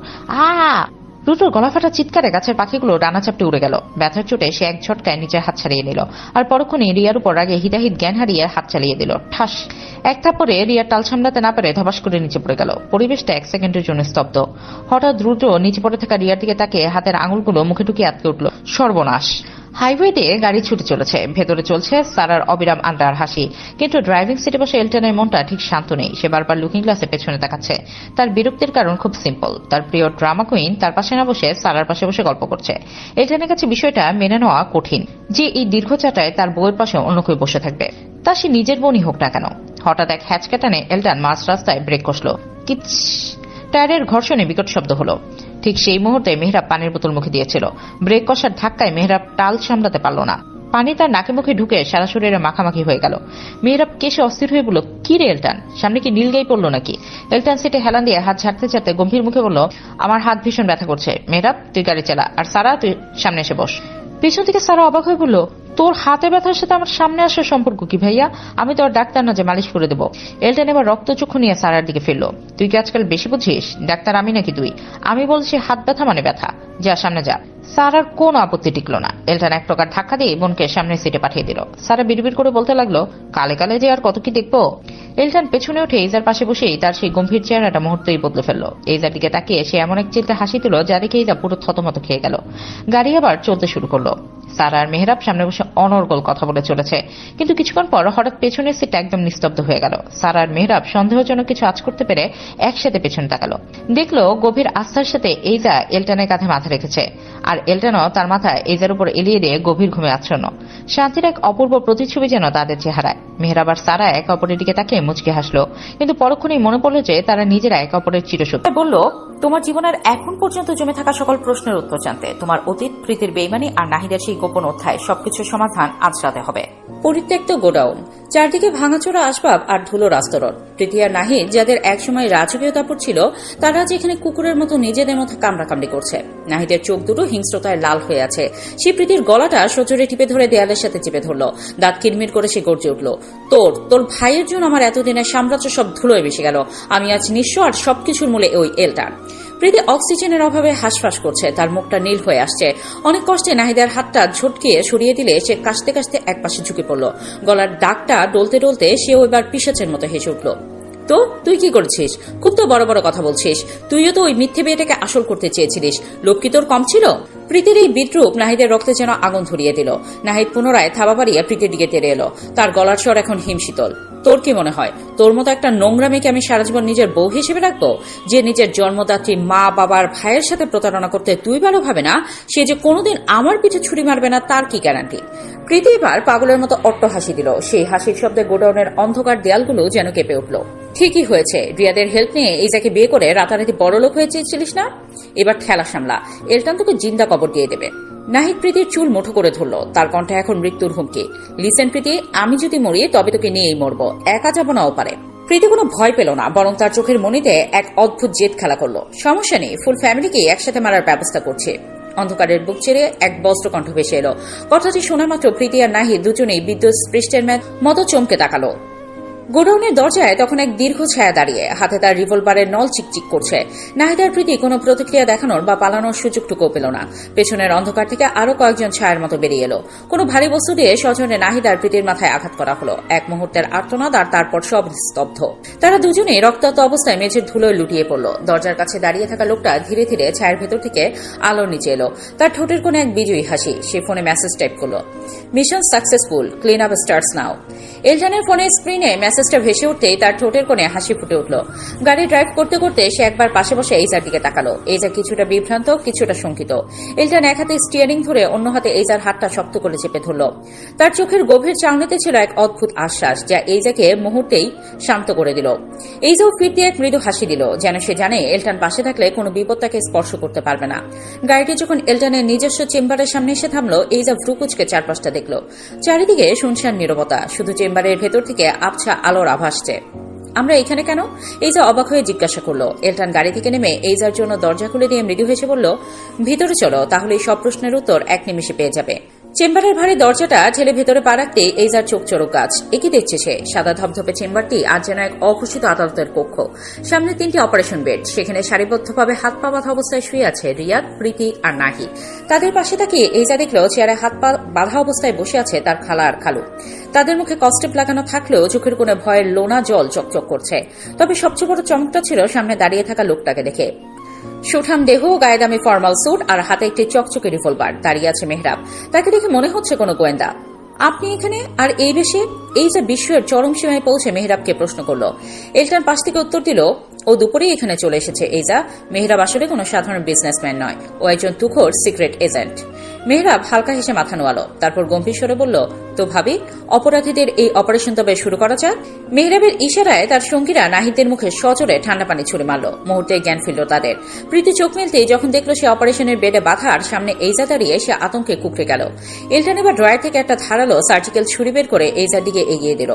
এইজা প্রথমে থতমত খেলো। এলটানের চোখের গভীর ইশারায় সব বুঝে গেল। এলটান তাকে সাহস দিচ্ছে এই পাপীদের শেষ পরিণতির মুখোমুখি দাঁড় করাতে। এইজা ছুরিটা হাতে নিয়ে প্রীতির দিকে এক ধাপ এগিয়ে গিয়ে শীতল গলায় বলল, জি স্যার, আমি তাহলে প্রীতিকে দিয়ে স্টার্ট করি। প্রীতি চিৎকার করে উঠল, একদম না এইজা, প্লিজ, আমি জানি তোর দ্বারা এমন কিছু হবে না, তুই তো পিঁপড়েও মারতে পারিস না। এলটান হো হো করে হেসে উঠল। সেই হাসি ছিল হিমশীতল। সে বলল, তাই নাকি? লিসেন প্রীতি, ও কিন্তু আগে একজনকে ইঞ্জেকশন দিয়ে একদম উপরে পাঠিয়ে দিয়েছে, ওকে হালকাভাবে নেওয়া উচিত হবে না।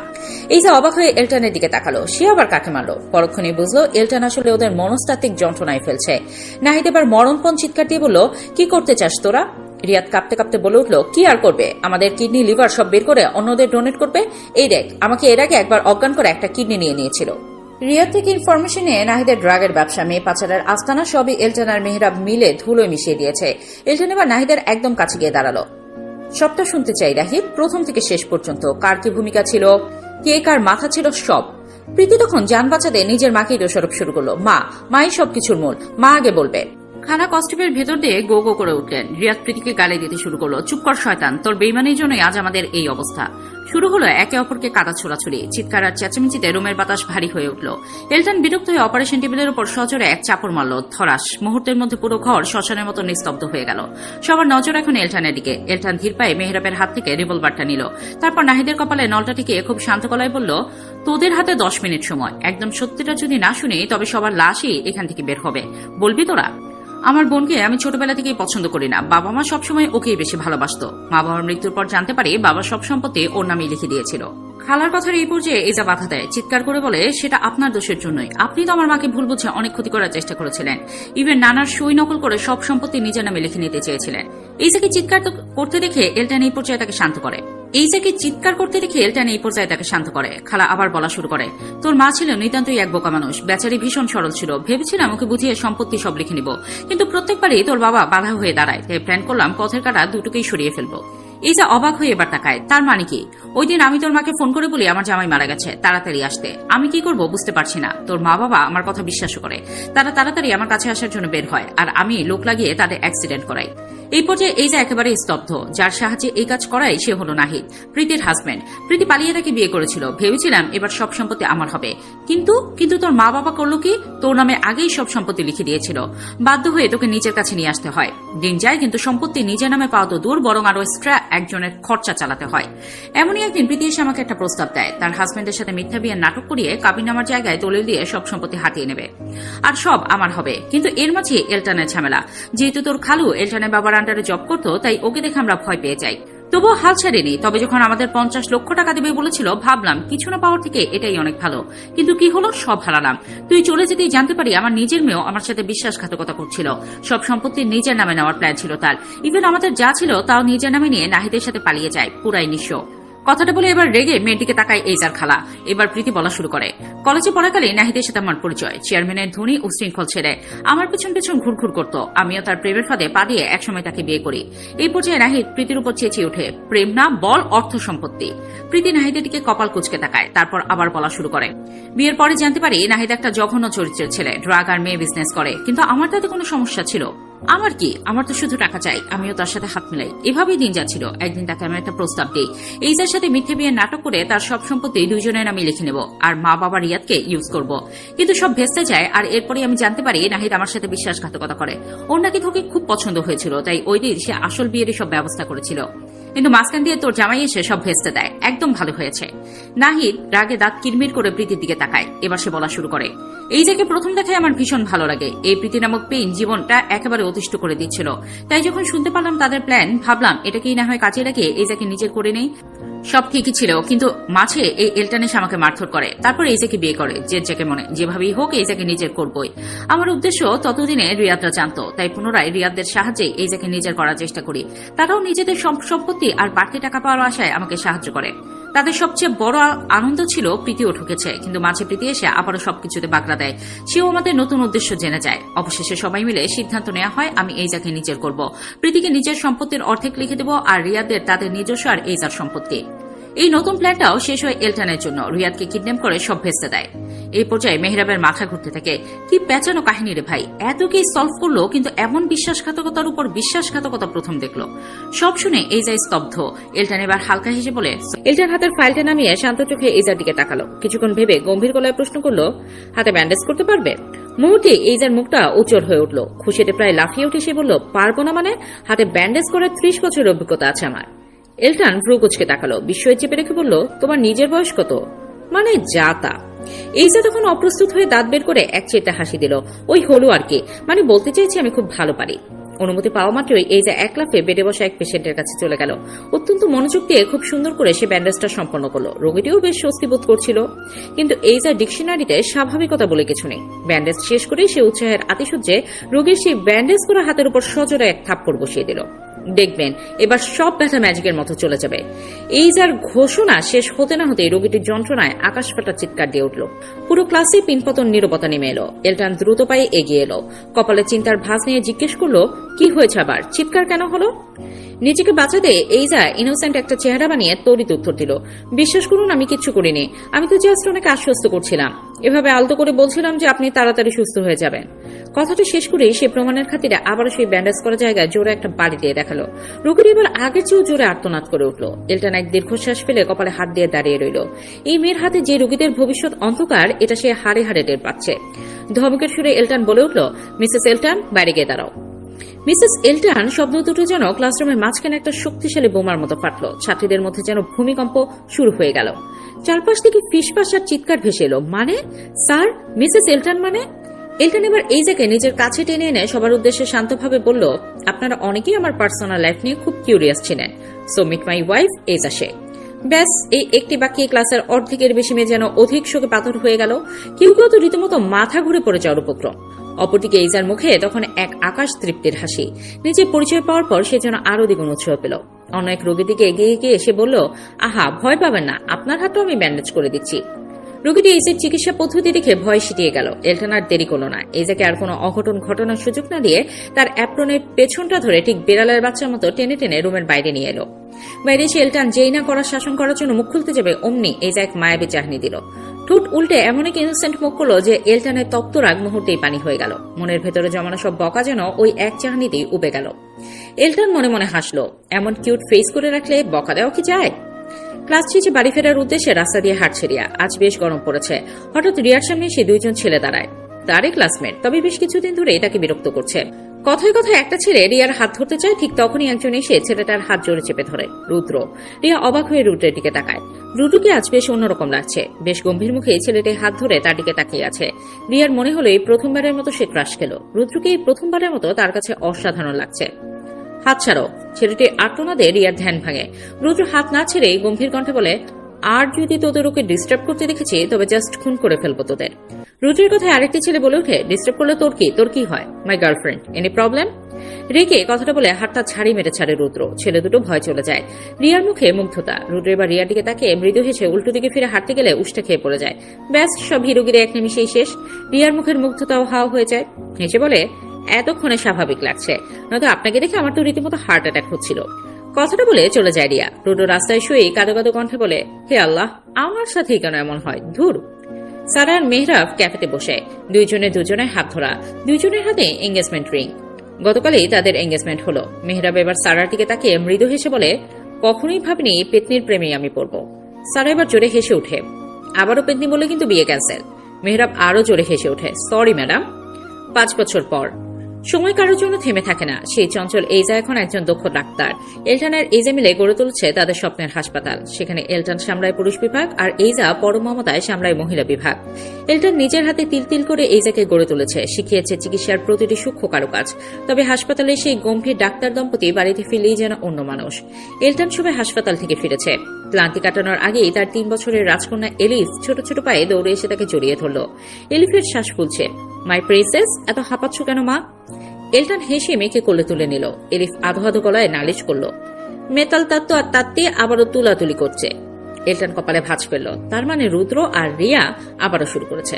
তোমার মাম্মাম কোথায় এলিফ? মাম্মাম তুলাতুলি দেখছে। এলিফের সরল উত্তর। এলটান মেয়েকে কোলে নিয়ে রুদ্রের রুমের দিকে পা বাড়ালো। দরজায় দাঁড়াতেই দেখলো এক করুণ দৃশ্য। এই যে অসহায় ভঙ্গিতে মাঝখানে দাঁড়িয়ে বলছে, ভাই তোরা এবার থাম, তোরা কি পাগল হয়ে গেছিস? কিন্তু কে শুনে তার কথা? রিয়া রুদ্র যেন একে অপরের জাতসূত্র। হঠাৎ এলটানের সেই গম্ভীর ভারী কণ্ঠস্বর ভেসে আসতেই দুজনের স্ট্যাচুর মতো সোজা হয়ে দাঁড়িয়ে পড়ল। কি হচ্ছে এখানে? এলটানের স্বরে কর্তৃত্বের ছোঁয়া। এলটান দেখলো রুদ্রের হাতে রিয়ার কয়েক গাছা ছেঁড়া চুল, আর রুদ্রের গালে রিয়ার ধারালো নখের স্পষ্ট আঁচল।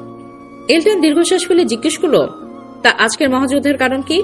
এইজা কপালে হাত দিয়ে বলল, শোনো না, আমরা বাইরে যাবো বলে রিয়া আর রুদ্রকে বললাম এলিফকে একটু রাখতে। ব্যাস, এই কথা বলা মাত্র শুরু হলো। রুদ্র ভাই বলছে এলিফ তার কাছে থাকবে, রিয়া বলছে না তার কাছে। আমি বললাম দুজন একসাথে রাখো, কিন্তু না, তারা একাই এলিফকে চায়। এলটন এবার গম্ভীর মুখে রায় দিল, কালই তো ওদের ডিভোর্স করাবো। এভাবে প্রতিদিনের অশান্তি আর সহ্য হচ্ছে না। ডিভোর্স শব্দটা শুনে রিয়া রুদ্রের আত্মারাম খাঁচা ছাড়া। দুজনই একসাথে চিৎকার করে উঠল, না না ভাইয়া, এমন কাজ ভুলেও করো না, আমরা আর ঝগড়া করবো না, প্রমিস। তাদের করুণ মুখ দেখে এলটন আর এইজা একে অপরের দিকে তাকিয়ে হেসে ফেলল। এলটন পরিস্থিতি স্বাভাবিক করতে বলল, তোদের আর কষ্ট করে এরিফকে রাখতে হবে না, সারা আর মেহরাব আসছে। কথাটা শোনা মাত্রই রিয়া রুদ্র আর এইজার মুখে হাসি ফুটে উঠল। ঠিক তখনই নিচে গাড়ির হর্নের শব্দ শোনা গেল। রিয়া রুদ্র এবার কে আগে নামবে তা নিয়ে আবারও ধাক্কাধাক্কি করতে করতে নিচে দৌড় দিল। এইজাও নিচে যাওয়ার জন্য পা বাড়াতে যাচ্ছিল, কিন্তু এলটন চট করে তার হাতটা ধরে ফেলল। চোখ টিপে ধরে মিষ্টি গলায় বলল, কোথায় যাচ্ছ ডার্লিং? এলটনের রোমান্টিক মুড দেখে এইজা লজ্জা পেল ঠিকই, কিন্তু কোলে থাকা এলিফ এবার মোছড়ামুছড়ি শুরু করলো। পাপ্পা ছাড়ো, পোপা আর পপির কাছে যাব। এলটন হেসে মেয়েকে ছেড়ে দিল। চলো প্রিন্সেস, তোমার মামামের সাথে রোমান্স না হয় পরেই জমানো যাবে। এইজাকে উদ্দেশ্য করে এলটনের এই দুষ্টুমি ভরা চোখের ইশারায় এইজা একটা মেয়েকে রাগে দৃষ্টি দিল। নিচে আসতেই এলিফ উড়াল দিল সারার কোলে। সারার মেহরাব পরম আদরকে জড়িয়ে ধরল। মেহরাবের কোলে তখন তাদের 1 বছরের ফুটফুটে ছেলে। 2 খুদে সদস্যের খুনসুটিতে মুহূর্তেই বাড়িটা ভরে গেল। এইজার এলটন বেশ অনেকদিন পর তাদের আগের হসপিটালে এলো। এইজা ঘুরে ঘুরে চারপাশ দেখছে আর পুরনো স্মৃতিগুলো মনে করছে। হাঁটতে হাঁটতে এইজা ঠিক সেই ক্লাসরুমটার সামনে এসে স্থির হলো যেখানে গম্ভীর এলটনের সাথে তার জীবনের প্রথম মোড় ঘোরানো কথোপকথন হয়েছিল। অতীতের সেই স্মৃতিগুলো যেন রূপলি পর্দার মতো তার চোখের সামনে ভেসে উঠল। এলটন আলতো পায়ে এইজার পেছনে এসে দাঁড়ালো। দীর্ঘ এক প্রশান্তির নিঃশ্বাস ফেলে বলল, সময় কত তাড়াতাড়ি চলে যায়, তাই না? এইজা পাশ ফিরে এলটনের দিকে তাকালো। সেই একই তীক্ষ্ণ দৃষ্টি, একই আত্মবিশ্বাস, শুধু এখন তাতে মিশে আছে অগাধ ভালোবাসা। হুট করে এইজার ভেতরে সেই পুরনো চঞ্চলতা জেগে উঠল। সে ভ্রু কুঁচকে কৃত্রিম বিস্ময় নিয়ে নাটকীয় ভঙ্গিতে বলে উঠল, মাফ করবেন, কি আপনি? আপনাকে তো ঠিক চিনতে পারছি না, কোনো পেশেন্ট কি? এইজার এমন অকস্মাৎ ড্রামা দেখে এলটন নিজের গাম্ভীর্য ধরে রাখতে পারল না। তার বুক ফাটা হাসির শব্দে যেন ক্লাসরুমে নিস্তব্ধতা কেটে গেল। সে এক ঝটকায় এইজাকে নিজের আরো কাছে টেনে নিল। এইজার কপালে নিজের কপাল ঠেকিয়ে খুব নিচু আর আবেগপ্রবণ গলায় বলল, চিনতে পারছো না? আচ্ছা, মনে করিয়ে দিচ্ছে, আমি হলাম সেই গম্ভীর ডাক্তার যে এই পাগল মেয়েটার প্রেমে পড়ে নিজের সব গাম্ভীর্য বিসর্জন দিয়েছে। এলটন এইজার চোখের দিকে তাকিয়ে পরম মমতায় যোগ করল, মাই সুইট ড্রামা কুইন, সবসময় সর্বদা জীবনের প্রতিটি মুহূর্তে এই হৃদয়ে তোমারই প্রতিচ্ছবি ছিল, আছে আর ভবিষ্যতেও থাকবে ইনশাআল্লাহ। গল্পটা কেমন লেগেছে জানাবেন। নতুন গল্প কালকে আসবে।